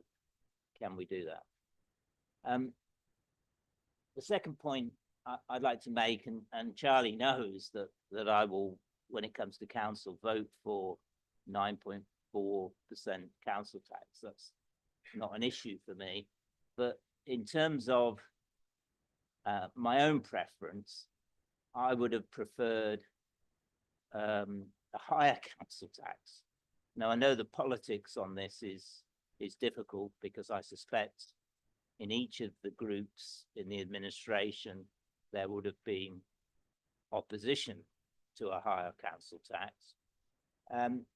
But my view is the one-off income grant that we're going to use for the 0.610 million, that only again is sort of kicking the can down the road, because it's incorporating a shortfall for the next year. And as Amanda has said and Charlie said, there's no indication from Welsh government or UK government that they're going to come over the hill and rescue us in future years. And I think I'm with local council taxpayers who say we must ourselves sort of take charge in trying to build back our broken public services. And so I would have preferred if we had a higher council tax this year, purely to ensure that financial resilience, and particularly to have paid some money into transforming services, because I just don't think with our reduced staff and resources within departments, we can do the work to transform services without some additional monies. And as people know, my major concern is to tackle the issues around our school estate and getting greater efficiency and effectiveness there. So my question really is, yes, 9.4%, and I suspect there will be a majority for that at council. But I think again, we are not being bold enough in ensuring Conway is as strong as possible going into another 2 or 3 torrid years, I anticipate, with the financing of public services. So just those 2 questions. Thank you. Thank you, Councillor Paul. Councillor Charlie, you're going to answer those 2. The first one was around the small group of us to drill down to assist households in the lowest income. Yeah, thanks, Paul. So obviously there are 55,000 households in Conway, around 22,000 of those get single person discount. And we have 10,500 households who get council tax reduction scheme, and then they would be our most vulnerable and most poorest. Many of those don't pay council tax.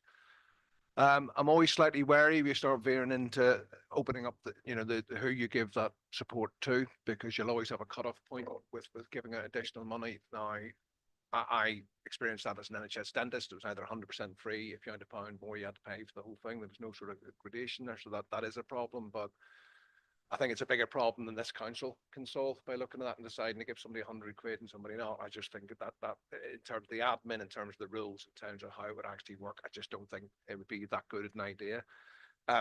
Council tax is a really poor system, isn't it? We see sort of Mayfair in London, they've got ridiculously low levels of council tax. You'll see really poor areas where it's 4 or 5 times that amount.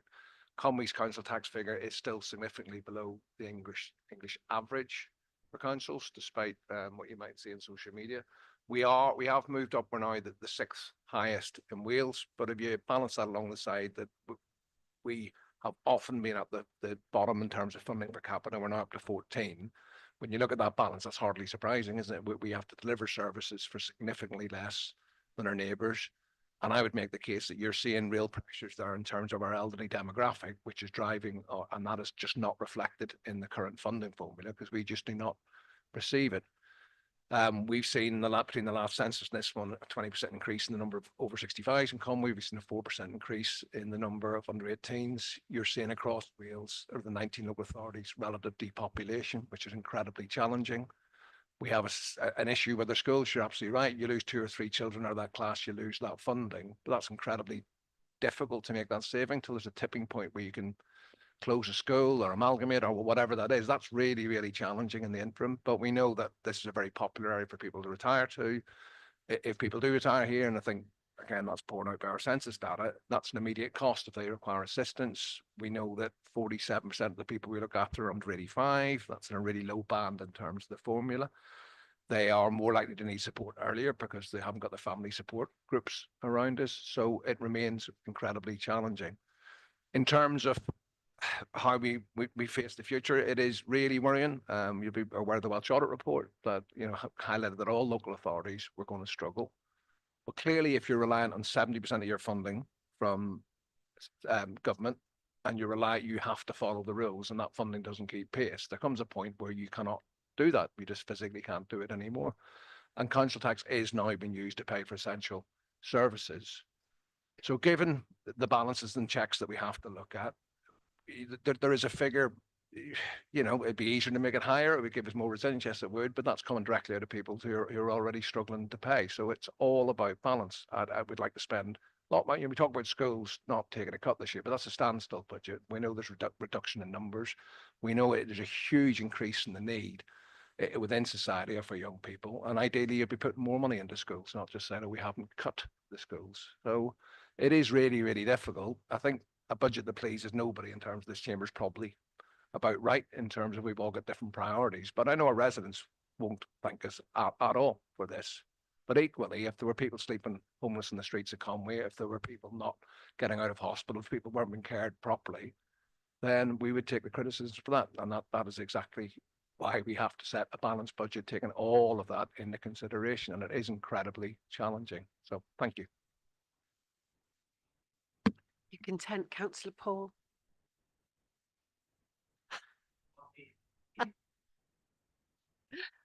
Thank you. We'll now move to Councillor Gareth, please. Thank you. I'll start off by saying what I think is good about the budget, which is the standstill funding for education. I think that's absolutely the right thing to do, and definitely based on the reports from our residents, where education came out at number one as far as the funding is concerned. And I'd like to thank Councillor Julie for asking the heads, or some of the heads, to come in and talk to us in the school budgets, the special school budget meeting. It was really brought home to us the pressures that the schools were under. And I certainly think it helped us all move from that initial thought of possibly cutting the education budget by 5%. And as you mentioned, Leader, yes, it doesn't give them any more money to work with, but at least it doesn't mean that their budgets are being cut.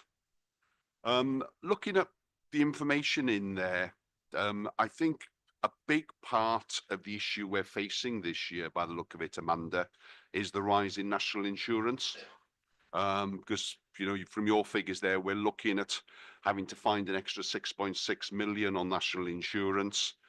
We're budgeting to get 3.9 million. So, you know, the reality of that, I think, is 3.6% of that council tax increase is national insurance. So, you know, it's money we're taking and we're actually sending it off to Westminster, and our residents are having to find it in that way. And, you know, my question around the national insurance is the fire service increase is 0.68%, but that also will include a level of national insurance for the firefighters. We should get that back, if I'm right. We should get that back through the funding. Is that included within the 3.9%? Or, you know, or will we have that windfall there? And on the on the subjects of windfalls, yeah, hopefully our one-off windfall income will actually prop up our reserves this year, because it's definitely something that's actually needed. In past years, you know, we had that 1.35 million from Park Adver. That was actually used, instead of going into reserves, was actually used to fund budget shortfalls. So hopefully, you know, again, this year coming, we have to hit our budgets. Otherwise, the same thing is going to happen again. The shortfalls are going to be propped up by one-off payments and dipping into reserves again. You know, the 9.4% is quite an eye-watering amount, but if you look at it over 3 years, we're looking at a 31.2% council tax increase in Conwy over 3 years. You know, it mentions the 9.4 is on a par with the rest of Wales. My guess is, without crunching all the numbers, 31.2% over 3 years is probably leading in Wales, if not the UK. We've got risks there, which I think we should be building into those budgets, like severe weather and things. We seem to see those every year. We had some really good feedback coming back from our residents about the budgets, which is prioritising education. It wasn't quite so positive about carbon reduction and active travel, yet we're still ploughing ahead, building a bridge from Betws-y-Coed to nowhere. We're still ploughing ahead with active travel to Llandudno Junction. You know, that's over 20 million pounds. And the borrowing on our element, the 10% that we have to find, I calculate is what, 160,000 a year out of our revenues. Personally, I'd much prefer to see that 20 odd million being spent on school buildings, on education, on being able to restructure schools. So, you know, my biggest disappointment is, again, our residents talk about AI, structural changes, transformation. There is, a bit like Councillor Paul, there is no budget in there for transformation, for changing things, because it will cost money initially, but we need the payback from that. But we need to have budgets, which is probably going to have to come out of reserves We need the reserves to be able to set up these, you know, if you like, spend to save transformation projects. If schools are going to restructure, that's a huge amount of work. It's not something that that happens overnight. And it's probably, I guess, they haven't got the manpower to actually focus on these structural changes. You know, and also you need those backup resources within the legal team and everything else. But we need to be able to cost them out. And I think we should be setting budgets and targets for these AI transformations, structural changes and things like that. And I would say, you know, we should have done this years ago. And this is why we're finding, because we haven't done this, this is why we're finding now that, again, we're looking at a 9.4% tax council tax increase, because we are between a rock and a hard place. Thank you. Thank you, Councillor Gareth. Councillor Charlie, you're going to add. Yeah, just a couple of things in terms of who's been the highest council tax over the last 2 years. I think Pembrokeshire takes that dubious honour, but it's very clear when you look at councils who've been in that position that there's a couple of common themes: that they get low funding per capita. That's absolutely what's happened to Conwy. We are 16% less than our neighbours in Denbighshire. If you look at Data Wales and tick every box, we're at 97% match for Denbighshire. In terms of our child poverty, we're within 0.3% of Denbighshire. The only significant difference we have is we have a lot more retired people than Denbighshire. And as we've already highlighted, the cost of looking after an ageing population is really considerable. So that sets you at a massive disadvantage. You're heading about £30 million a year. That then feeds into having no reserves. Clearly, if you've had to provide services without that additional cash year after year after year, you're in quite a difficult position. When Conwy was set up in '96, it started with a really low council tax rate. It's similar to Pembrokeshire. People don't care how much you're paying, they just care about that percentage. So despite that there's lots of other councils charge far more than us, it's just you put it up 10%, you put it up 10%. You can say we're still cheaper than lots of other people, but that's not what the public sees. And I think it's really important when we're looking at these figures. Yes, you know, the actual figure is 8.7 for us and 6.8 for fire. That's been the same in the last 2 years. And fire have gone up, I think it was 10% one year, 10% the next year, and it's 7% this year. Now that's pretty much in line with what we've been doing, because there are inflationary pressures there, but you don't get we just get cold with clowns, we can't manage your budget, et cetera, et cetera, et cetera. But you look at other public sector bodies, that this is exactly the same trajectory they're following.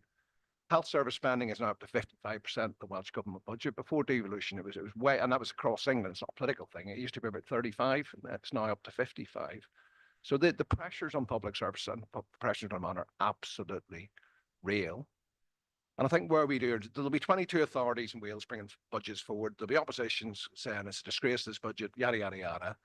And I think we do ourselves a great disservice. And to be honest, the numbers are absolutely clear that local government is undervalued and underfunded and has been for a number of years. And that problem will not go away.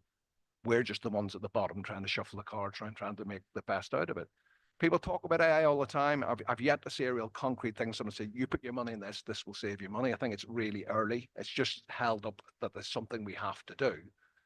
So that is really, really difficult. But we need the correct funding to provide the appropriate services in a face of increasing need. And that is more challenging, but I just think squabbling over the highest here and the highest there doesn't actually address the root of the problem, is that local government is underfunded significantly. And I think it's the fact that spending in the NHS has gone up so high is because we're losing that ability to prevent people going into hospitals. We provide domiciliary care, our leisure centres keep them fit and well and healthy, we keep them in employment, we keep houses over their head. If you keep chipping away at that, then the net outcome is that you're going to have more sick people and more burden on the NHS. So, you know, that's where I'm at.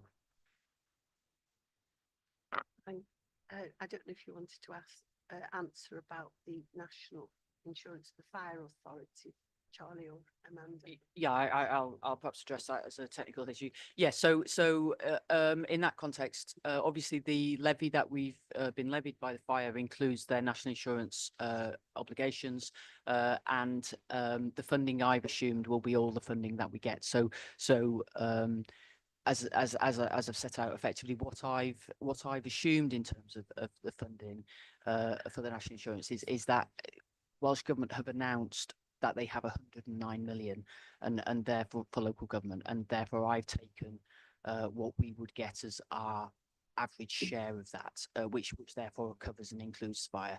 You know, to the extent we get more, then fantastic. To the extent we get less, then we're in trouble, sort of thing. Yeah, so am I right in thinking roughly about 3.6% of our council tax increase is down to the national insurance increase?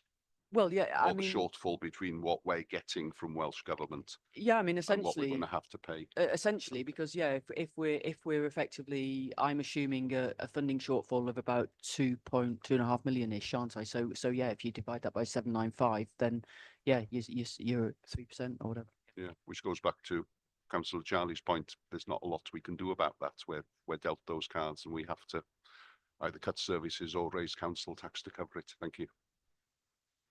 Sorry, just I forgot, Gareth, your point about carbon reduction schemes and the cycle path in the Conwy Valley.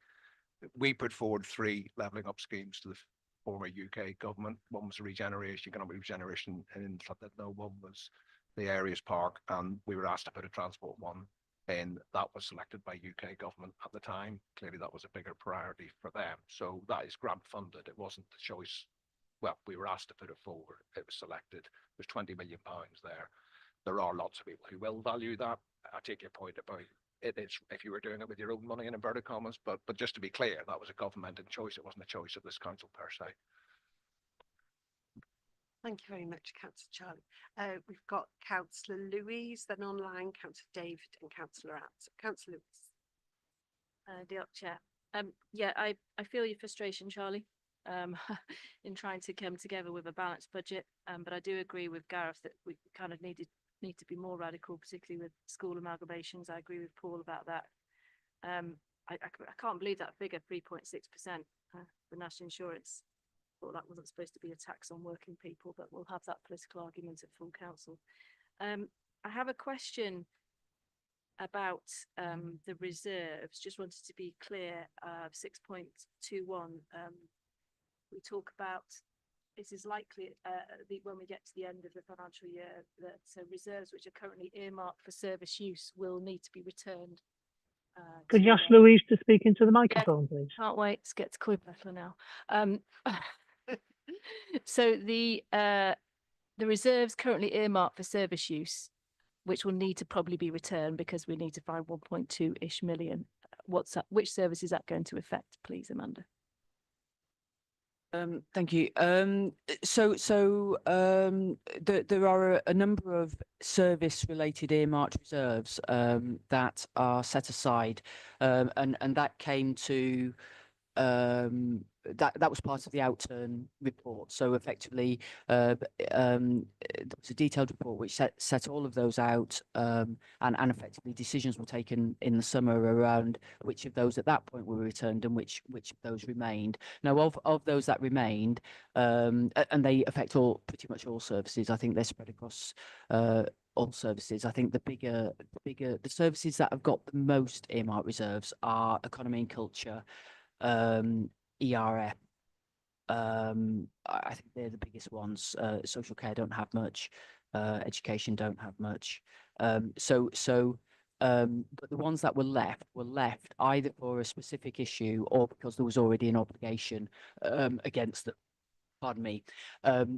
That when we close down the accounts this year, I'll bring those back again. And I guess what I'm suggesting in here is that where decisions last year might have been to retain them for a specific purpose because that may be an absolutely valid or worthwhile thing.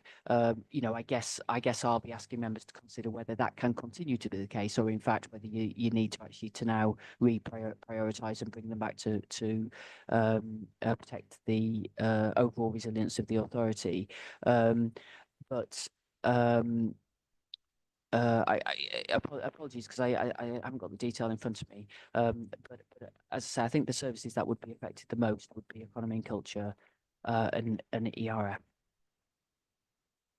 So I suppose those are the two services where what their savings for this year are their savings, but essentially they're trying to increase their fee, increasing their fees, which is always has an impact not just on residents, but of people actually then not being able to do certain activities or apply for certain some things, particularly within ERF. So I noticed within the leisure business case, there has been an equality impact survey, but I noticed in the ERF increase in fees and charges, which covers things such as allotments and cost for street works and parking charges, there's the phrase is there's no adverse impact, and I really do question that.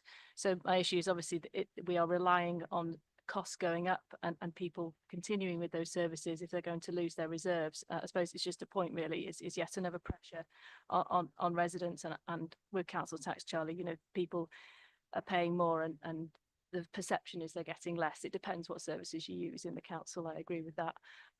And what connection. Some people have very little connection with council services other than seeing their bins being collected. But I think other people it has a real impact on them. So it is a hard sell. And personally on council tax, it's a political hot potato. The last Prime Minister that tried to change it, not based just on asset value, but on income and people in the household, soon found herself out of a job. So it was going to be a challenge for any government to do that, but I think it does need doing. Thank you.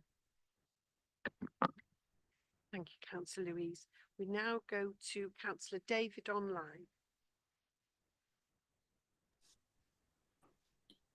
Yeah, thank you, Chair. It is welcome to putting the money back into sort of for the weeds, for the treatment for that, you know, and I think that'd be welcomed by the public. It's not a large amount of money, but really, you know, it is necessary that we do that. So I welcome that. I also welcome the increase for domiciliary care and for the nursing and residential homes.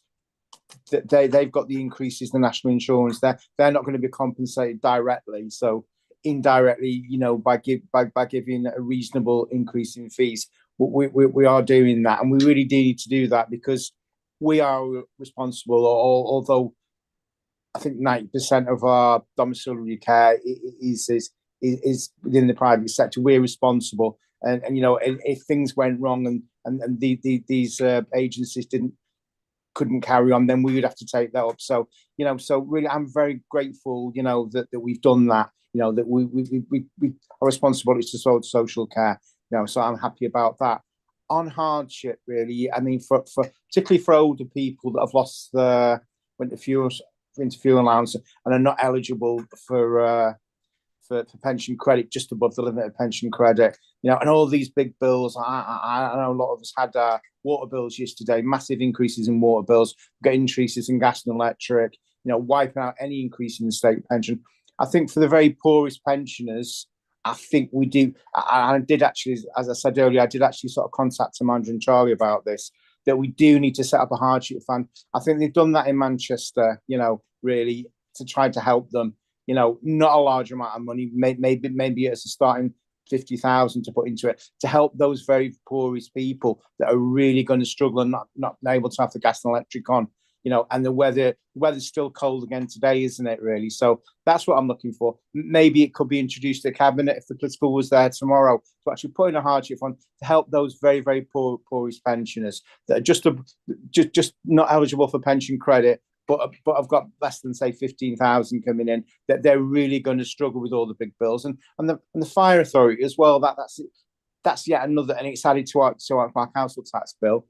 And as a councillor, a town councillor in Bay of Colwyn Town Council, that's gone up as well, even the precept for that. And it's a good example of Labour and Conservatives working together when they both voted to put the precepts up. And I don't think there's any real need for that actually within the context of the reserves that the town council had. So it's more paying out all the time for people. And I'm just worried that some of the elderly people are not going to be able to afford to buy food, not going to be able to afford to have the gas and electric on. I think we do need a hardship fund. We do need something there to help the poorest pensioners. And perhaps Charlie could address that one. Thank you. Charlie? Yeah, no, David, you know, you took the time to ring me and discuss this. I think there is merit in the idea, but again, I think it's really difficult to set arbitrary tools. We know there's many young families really struggling as well, but I think it's something we can certainly look to discuss. You did kindly send me the link to Manchester. I guess it would be about getting a better understanding of how that could possibly work what it would cost, where you'd set your sort of lines as to who got it, who didn't get it. But yeah, it can't be part of this budget given the stage we're at, but maybe it's something we could bring through democracy at a later date if members felt it was affordable and something we wanted to look into. Thank you. Thank you, Councillor Charlie. Okay, next we've got Councillor Anne. Thanks, Chair. And I'm going to have to turn my camera off. I mean, I, like Louise, have great sympathy for Charlie. I've been there in terms of in Cabinet trying to balance the budget and, you know, face and rationalise what are the difficult decisions. I presume all credit is due to him because this year we've come out as 14th best funding settlement as opposed to bottom with Monmouthshire last year. And I would imagine that that's in considerable part due to his lobbying of Welsh Government and other people. So I would thank him for that. I'd also recognise, like I think Gareth has, that, you know, yet again, Amanda has tweaked the format of this report to make it more digestible, I would suggest. And I don't think it's ever been as clear and understandable and transparent as she's done it. So, you know, fair play to that. And as ever, you know, great work. I suppose, you know, part of where I'm going to go to now is we've now had a resident survey, and again, Gareth said that says schools are up front, albeit the numbers that have completed the report are a bit of a disappointment. So perhaps that needs to be reevaluated in terms of what we do this time next year.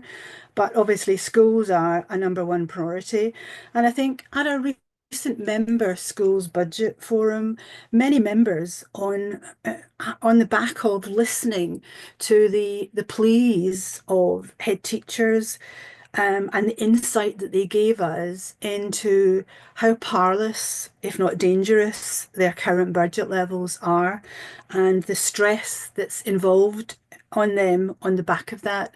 There is obviously due to the pressures, and we talk a lot about pressures, but sometimes apart from ALN, we don't quantify them, I don't think, in terms of schools. And I have to say, many members were moved by listening to the head teachers, and I think they were very professional in their feedback to us. But many members also actually express a willingness to increase the school budget rather than just have a standstill budget. I mean, I appreciate the work that's gone in and the listening that's taken place to actually propose a standstill budget for schools. But, you know, schools are overspending like Billy.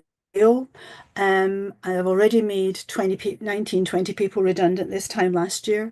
God only knows what the figures will be. I can only assume that they will be higher this year.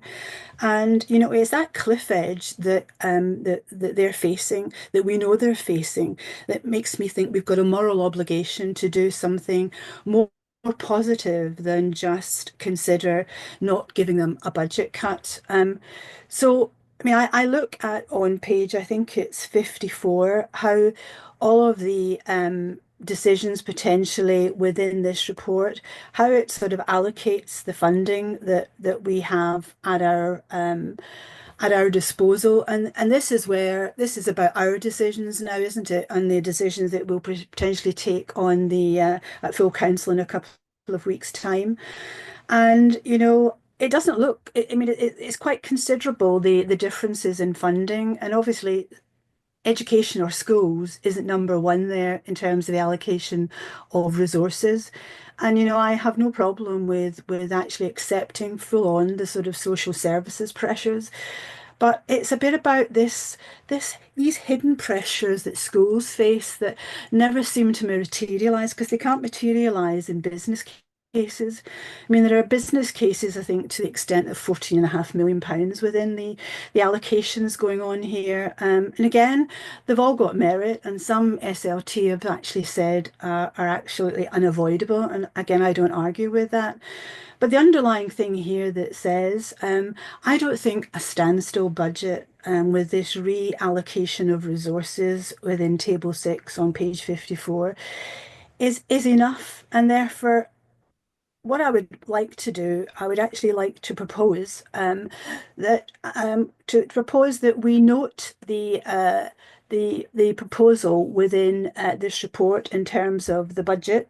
But I would actually like to propose, and hopefully people would support this, that actually as members we're provided with a second option balanced budget for the 27th of February, which gives our schools a 1% increase, i.e. it's about 800 grand.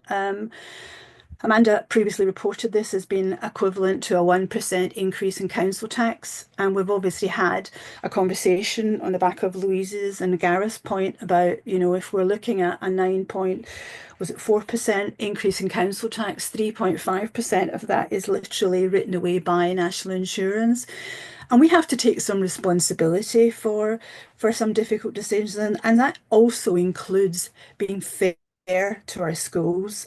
And actually, I don't think this budget is actually fair enough. It's better to not have any budget cut, but schools are overspending. So I would actually like to propose that Cabinet and SLT provide a second option balanced budget, giving our schools a 1% increase, and hopefully it would have support. And therefore members would have a choice, a real choice, based on the people who've got all the information at their fingertips, if we were to reprioritise schools within the proposals that we put forward for full council on the 27th of February. Thanks, Chair. Very much that, Councillor Anne. Councillor Charlie, did you want to? Yeah, I mean, I was a parent governor before I joined this council. I've been a governor in Escol Glangala and Amersapuan since 2017. So I think there's 48 members of this chamber are school governors, one form or other. We know the situation in some schools is worse than others. We know how difficult it is. We know what demand is. But if we look at our per capita funding for schools, we're 7th in the whole Wales of the 22 local authorities. Clearly, there's the more rural you are, the higher you are up in that list. So again, it comes back to balance. If we are at the upper end of funding across the 22 local authorities, then there's an element of fairness to our residents as well about where that council tax goes. To put another 1% in the schools would raise the council tax above 10%, 10.4. And I think that's a burden too far. It's embarrassing enough to have to go out and ask for 9.4. So I just think there has to be a little element of everyone cutting the cloth. And I appreciate where you're coming from. But within the realms of producing a balanced budget that's fair to everybody, I think personally that this is the fairest that we can do, the best that we can do. But I do appreciate where you're coming from. Wants to pop in here? Yeah, thank you, Councillor Adam. As the leader has said, that I think we can all understand the point that's been made. I guess from a technical point of view, to quote a previous Section 151 officer, this is a process rather than an event. So we have come to the point now that you have a proposal before you, which has gone through quite a lot of rigor. And I think we're reaching the point now that it is for Cabinet, following this meeting, taking on board what is said here, to propose a budget to council. That's the process that we have to follow in line with our constitution. If any individual member wants to make a proposal which is different to that, they have a perfect right to do so, and that can be done at full council. I guess from an SLT point of view, the business cases, as you referred to, have been scrutinised. They have been brought before a working group. They have been scrutinised in FROSC. They've been scrutinised by Cabinet. They are now coming back for the 3rd time, I think, to this meeting. So all the information is before all the members. And if an alternative budget is to be proposed, it is to be proposed. That is absolutely the right of any individual member to do so. But to rehash now, I think it's too late in the process, personally. And if, Councillor Anne, you want to make a proposal to full council, you have the right to do so, and you have the information. All the information is before you here, following all the scrutiny that's gone over the past, I think, 4 months. So from my perspective, I think this is a process now that has to, in accordance with our constitution, to go through a process of Cabinet recommending a budget to council. Thank you. Thank you, Reen. Councillor Julius. Can I come back, Chair? Yeah. Yes, Councillor Julie is just going to pop in there, Councillor Anne, just to clarify a couple of points, and if you want to come back at the end of Okay. Thank you, Chair. Deal. Yeah, obviously I share your sentiment, Anne, in terms of I have an absolute thorough understanding as to the pressure that schools are under. And it was very emotive to hear the head teachers, and I massively appreciated their honesty when they came along to the budget working group. I'm visiting schools practically daily at the minute to talk to head teachers and senior leadership teams with governors, chairs of governors at times to understand the pressures within schools. But the budget is the budget. You know, we were in a position where we thought one point it might be a 5% reduction, then it was 3%, 2%, 1%, and then we have worked incredibly hard to get that down to zero. After listening to schools and understanding the position that they're in, I think this is incredibly fair. Yes, in an ideal world, as the leader said, we would have additional funding, but that's funding that comes from elsewhere that's beyond our control. If we had additional funding, that would be going into schools. But we're in the position we're in where we have to understand that there is a bigger picture.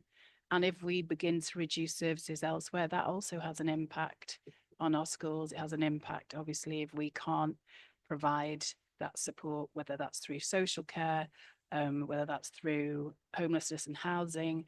We have to find a way of doing it that supports schools to the absolute best of our ability with the finances we have.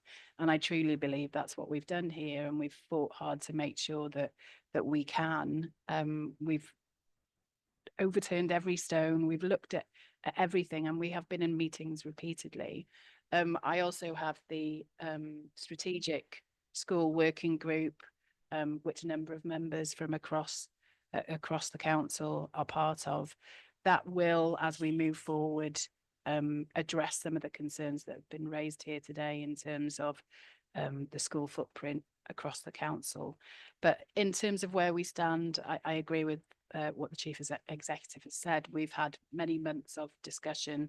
This is what's before us, and I truly think fair, for me, is the appropriate word. Yes, obviously, in an ideal world, we could, as I said, find funding from whether that was UK government, Welsh government, to fund schools further, but we're not. We're in the position where this is the budget we have, and I believe this is fair, and we've worked hard. We've listened to obviously those who have filled out the consultation around the budget, our residents. We've listened to our head teachers, to our governors. We've listened to members, and this is where we're at. And I think that this is appropriate and fair. And I appreciate, obviously, I don't make proposals in this forum today, but I will be supporting this as we move forward as a fair and appropriate way of listening to everybody and coming up with the best that we possibly can. Thank you, Chair. Thank you, Councillor Julie, and thank you for coming to Ysgol Gwyn-Jones with me the other week to discuss the huge pressures we're facing for ALN pupils of our youngest ages. And I echo what's been said about the head teachers. That was incredibly powerful. I think everyone was pretty moved by the plight of our schools. So thank you. Councillor Anne, you want to come back in? Yeah, I do. And obviously I'm not surprised that Cabinet would not be happy to think about bringing forward a choice for full council because of the work that they've done and the beliefs that they personally hold. But I would say as scrutiny, and obviously we're all the time trying to improve scrutiny and the role of scrutiny, we're here to scrutinise. And despite, elements of this report being shared along the way, a lot of it has been done sort of in, not silos, because that's probably not the right word, but, at different stages. And, the way it happens. But however, here today we see the bigger picture, as Julie calls it, and I'm a bigger picture person. And obviously what I can see here is that we are moving resources that potentially are within schools. I mean, we haven't talked about the fact that there's going to be reductions on the back of changes to GWE, the removal of GWE. I know there's a business case for ALN, but it hasn't changed or increased in value, I don't think, in 3 years, and isn't proposed to increase in value. Yet ALN is going through the roof, and that's part of where the struggles are coming within our schools. So the bigger picture here today is being scrutinised as holistically for the first time, in my view. And I genuinely believe that it would be right to propose, as a scrutiny member, that we ask our officers to look at providing a second option. I think leaving it to full council is just a non sequitur. It never works. How could you possibly have the ability to bring forward detail within that time? Obviously, this has been produced by the officers, the expert officers, and I think their expertise would be required to bring forward a slightly nuanced second option that actually provides fairness for schools. And I think we need to fight for our schools, not in a Trumpian way, fight, but we need to fight for our schools because actually are on their knees, and I think it's a fair and reasonable proposal, and I would just ask the scrutiny members present to consider supporting it or not. Thank you very much, Councillor Anne. I think Matt, our monitoring officer, wants to come in. Matt? Yeah, thanks, Chair. I mean, to an extent, Chief Executive said what I was going to say about the budget setting process already, so I'm going to endorse that.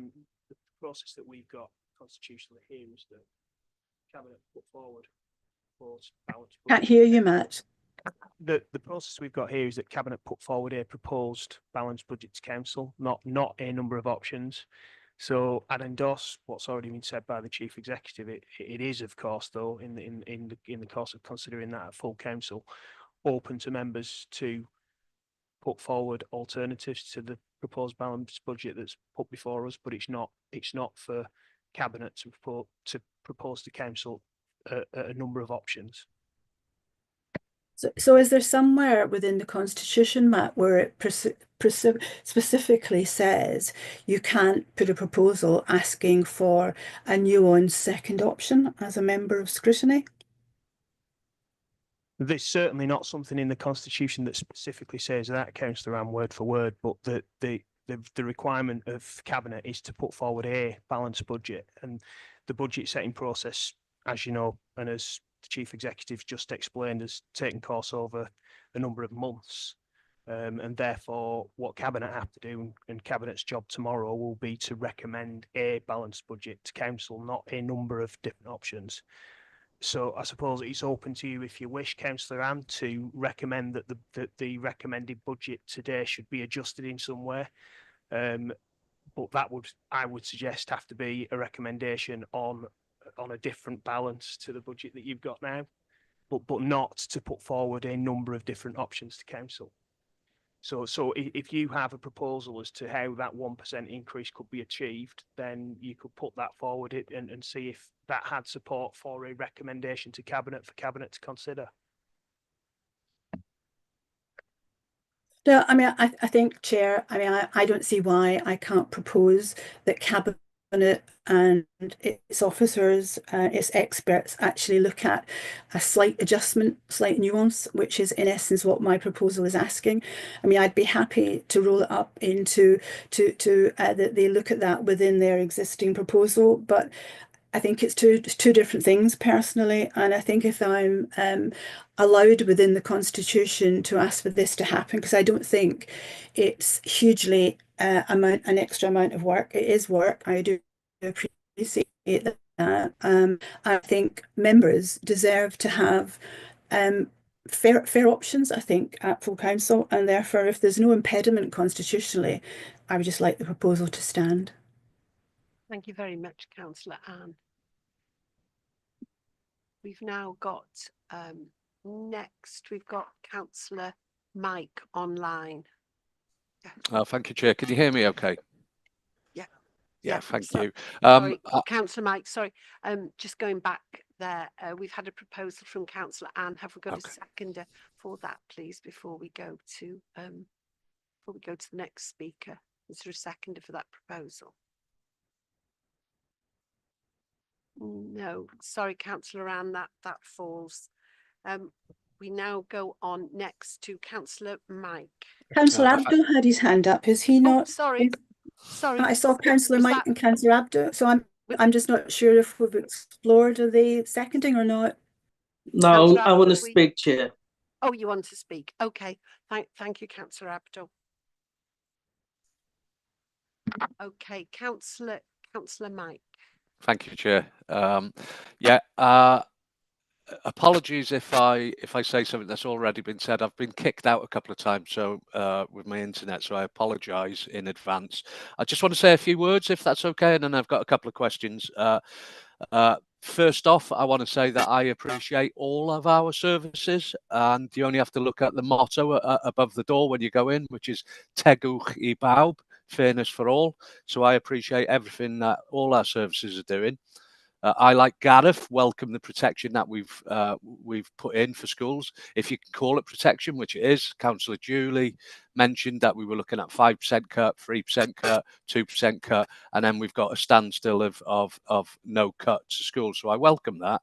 And also, if you look at the consultation, out of 1,044 participants, 1,024 actually said that education was their top priority.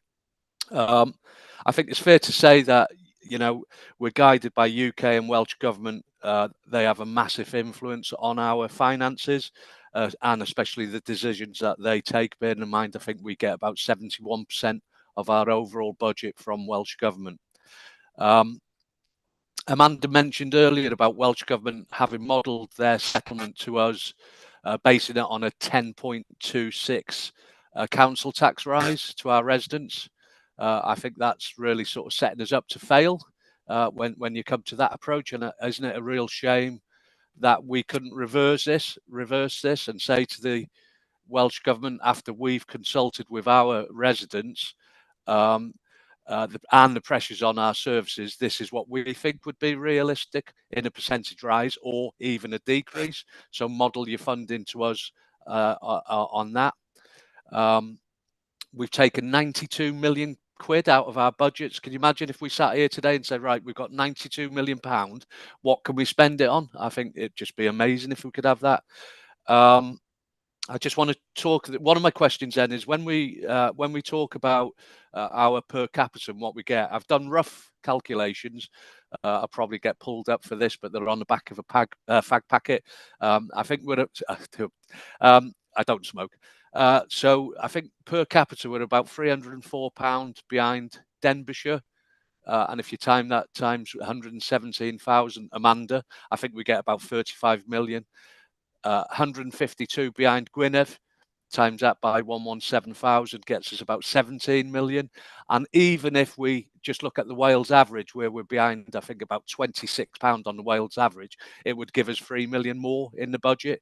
So I will come to the first question, which is, well, first off, thank Charlie for what he's doing, the leader, in raising this issue and the relentless work he's been doing. And I think we've had a better settlement in that work that he's been doing along with Emily. So I thank them for that. And obviously the work that Cabinet are doing. Charlie, first question would be to you is, I think the per capita is totally wrong. Will you continue raising this issue, which I praise you for? And then the second question, Chair, and I do apologise for going on a little bit. Recent Bank of England announcement regarding interest rate cut of 0.25%, and the future predictions that probably further cuts could come along. Amanda, what does that mean in cash terms for Conway, please?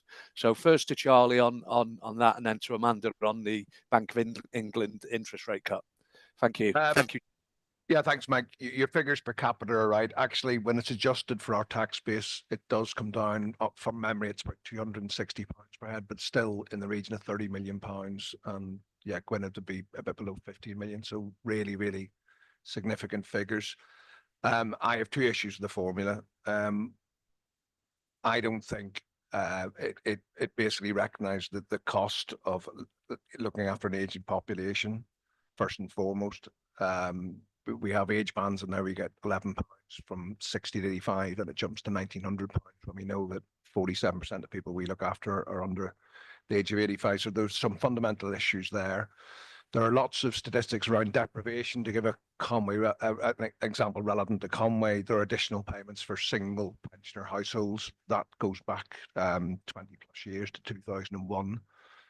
Memory in that between our last census and this one, the number of single resident households, pensioners, sorry, went from 6,000 to 9,000. So there's definite things in there which affect our formula.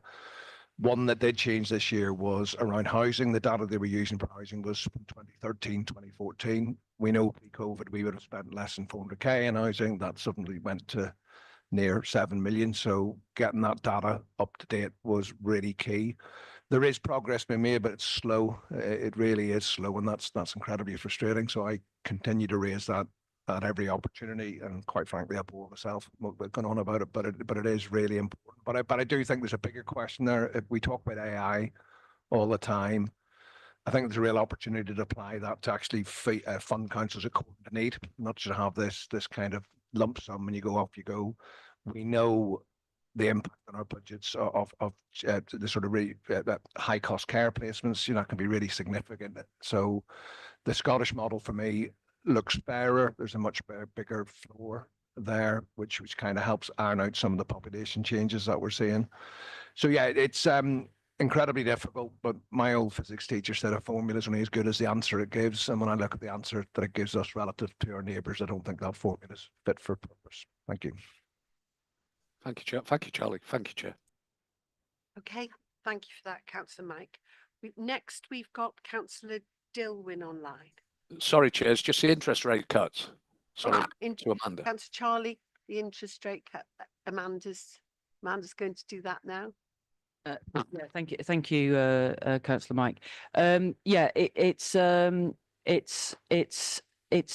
slightly difficult. Sorry, I'm just trying to use my calculator at the same time again. Yeah, so essentially, we currently in the current year in Q3, I think we were forecasting that by the end of the year we will have spent about £10 million on our external borrowing costs.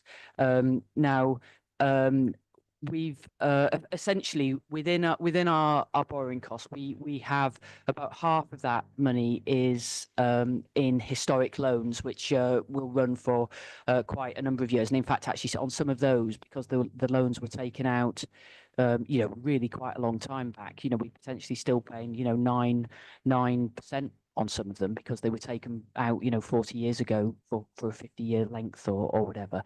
But we have about half of the borrowing that we have is short-term or temporary loans.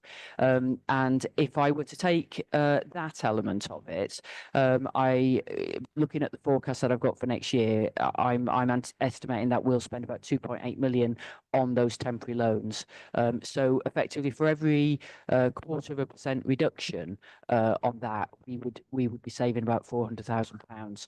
So every gain in interest rate reduction will help us. To an extent, we've built that into the forecast for next year because we've effectively done the forecast using our Treasury advisors' forecasts for interest rates. So to some extent, we have taken that into account. But if it were to fall more quickly than is expected at the moment, then obviously that would be to our benefit. But equally, if it were to be stretched out and not fall as quickly, would be the other way. The other complicating factor in it is it also depends on the timing of our cash flows.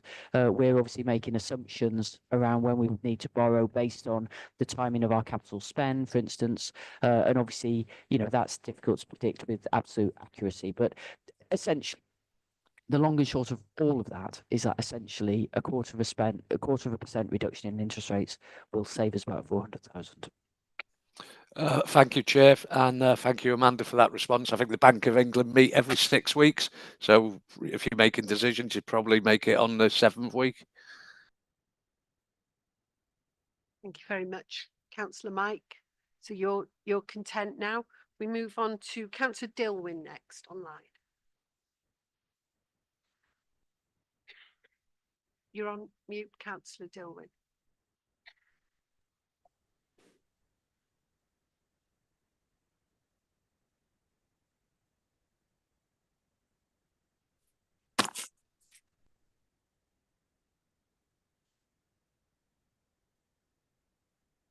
Can you not unmute there, Dilwyn?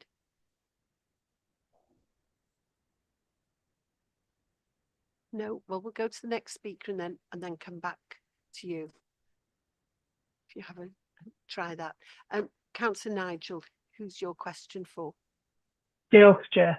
Well, I've got a question for Amanda, but first of all, I want to really thank Charlie, Amanda and the senior officers for their extensive work they've done to produce this balanced budget. It's a budget that I feel protects our residents. We've already heard that Welsh Government are suggesting that our council tax should be north of 10%. But this at 8.72%, I think protects those who are above low income. And also, because, you know, we've already heard that those who are on low income can claim a council tax discount up to 100%, depending on their personal circumstances. This budget also, I believe, and Amanda might correct me on this, but puts an additional, or the schools will get an additional 4.5 million this year. I find the disparity between our neighbouring authorities absolutely shocking.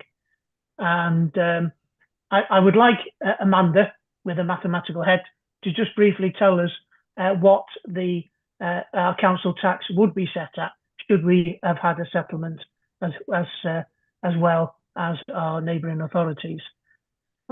And for councillors Gareth, Anne and David, yes, I think we know that she's very good, but that sounds a bit impossible right now. They're all laughing in the chambers. So okay, Amanda, if you if you but could I just also say that we've heard from Councillor Gareth that he would like to see us bolster our reserves. Councillor Anne wants us to give additional funding to schools, and Councillor David wants the hardship fund. Well, I would struggle, I would think, to support them if they wished to raise council tax above what it is at this particular time that we find ourselves in. But I also want to mention not just our senior Nigel, officers, you'll get a chance to speak in but cabinet tomorrow. This is scrutiny. our So junior while officers, Amanda Chair, answers, if who you were could- brought in savings this year by tightening their belts, and that's been most welcome. Thank you. Amanda, did you have a quick calculation there on your fag packet? I was just trying to work out how to do the calculation, actually, because it's not quite as straightforward as dividing it by 795. No, I don't have that calculation, but I tell you what I will ensure, Councillor Nigel, is that I've given it some consideration and could give you the figure to use at cabinet tomorrow. Thank you. Excellent. Perfect answer, Amanda. Thank you very much indeed. Right, we've now got, bearing in mind that we have members leaving for a fire authority meeting in a short time, which is also very important. We've got councillors Abdul and then Simon online. Then we're going to go to the recommendation. Thank you, Chair. Firstly, I'd like to thank Amanda. She's been really hard at work, earning every penny. The question I asked, she has already answered. I think the answer is, apart from the one-off payment, there is no decision to have policies recommendation that we increase the reserves. So there will be no reserves from this budget. Right, second one, I won't be very popular, but I will say, you know, as fairness for all was mentioned, and that's what I wanted to speak on, is yes, everybody, you know, I'm a governor of school, so I know how important the school's budget are. But for, you know, every service is important to everyone. We talked about social service. We talked about our residents, elderly residents who worked entire life of saving, so they can have a better life when they retire and get better service. You ask the ERF, you ask every other service, business communities. If you were to invite everyone, you would have had a passionate plea for every sector. How come we just had an invitation for the head to come and do the presentation and not others, and taking from 5% to 0%? I mean, when you're talking about a millions of budget, I'm sure you can save 1%, but it seems to be whoever who speaks loudest gets what they want and not the others. And where is our backbones? Why have we given in from 5% to 0%? Charlie, do you want to answer that one? Yeah, I don't agree, Abdul. It's very clear in this budget. If you look at the service pressures and social services, they're recognised. I think there's heading towards about £14 million, because that's essential spend to protect our eldest and to protect our youngest. Our schools are in an interesting position. They're all run by the governing bodies. Some are in more acute situations than others. So there's a judgment call to be made. We know the effect of a falling roll is impacting the schools. I've already said about how difficult that is to realise those savings. I think we all need to work together collectively at greater pace, really, to try and find solutions to those problems, but that they are difficult. They are difficult because schools and local schools mean so much to everybody. But for those that feel schools could have taken a cut, that they're entitled to their opinion. I think for me, it's getting to a consensus that most members agree with, and elements of this budget, as I say, won't please everybody, but that is the nature of a balanced budget, isn't it? You get the position that the majority of members feel they can support. So thank you. You content, Councillor Abdul, with that reply? I'm not, Chair. I'm going to abstain from that voting today. Thank you. Okay, thank you, Councillor Abdul, for that. Last speaker is Councillor Simon online, then we're going to the recommendations. Councillor Simon. Thank you, Chair, for allowing me to speak. Yeah, I just want to thank Charlie and the Cabinet and Amanda for coming up with this budget that doesn't cut schools. I really do not want to go back to my school as a governor and say we have to make people compulsorily redundant. I really will not vote for a budget that does that. So I'm very grateful that you've come up with a budget that does that, and congratulate Amanda with she made a very, very good impression on my governors, and I hope her calculator hasn't caught fire during the meeting. Thank you very much. A bit at the moment, by the looks of it, yeah.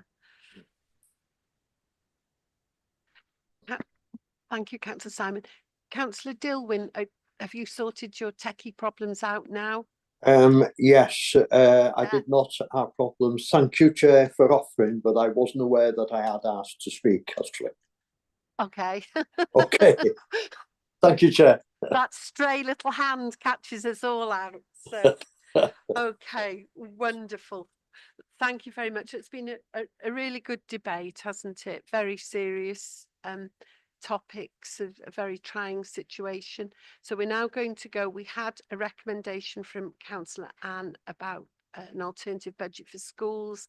That recommendation fell. So I'm now waiting for a recommendation from the floor. Councillor Aaron, what's your recommendation? Dwi'n cynnig bod ni'n gofyn i Cabinet barhau efo'r trafodaeth fory a bod nhw'n gwneud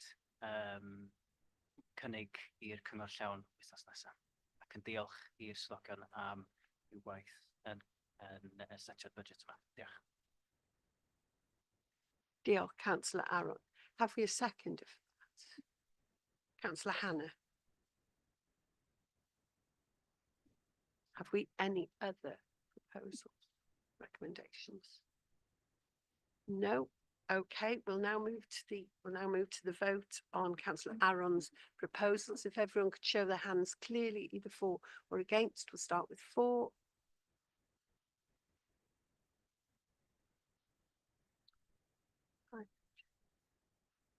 5 in chamber, 4 online. Okay. Those against? 2 in chamber, 1 online. That's 3 voted against the budget, so that is carried. So thank you very much. Any abstentions? Councillor Abdul. It's been a long morning. Thank you.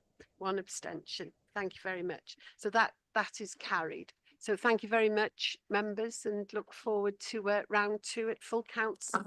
Diolch. Diolch, Chair.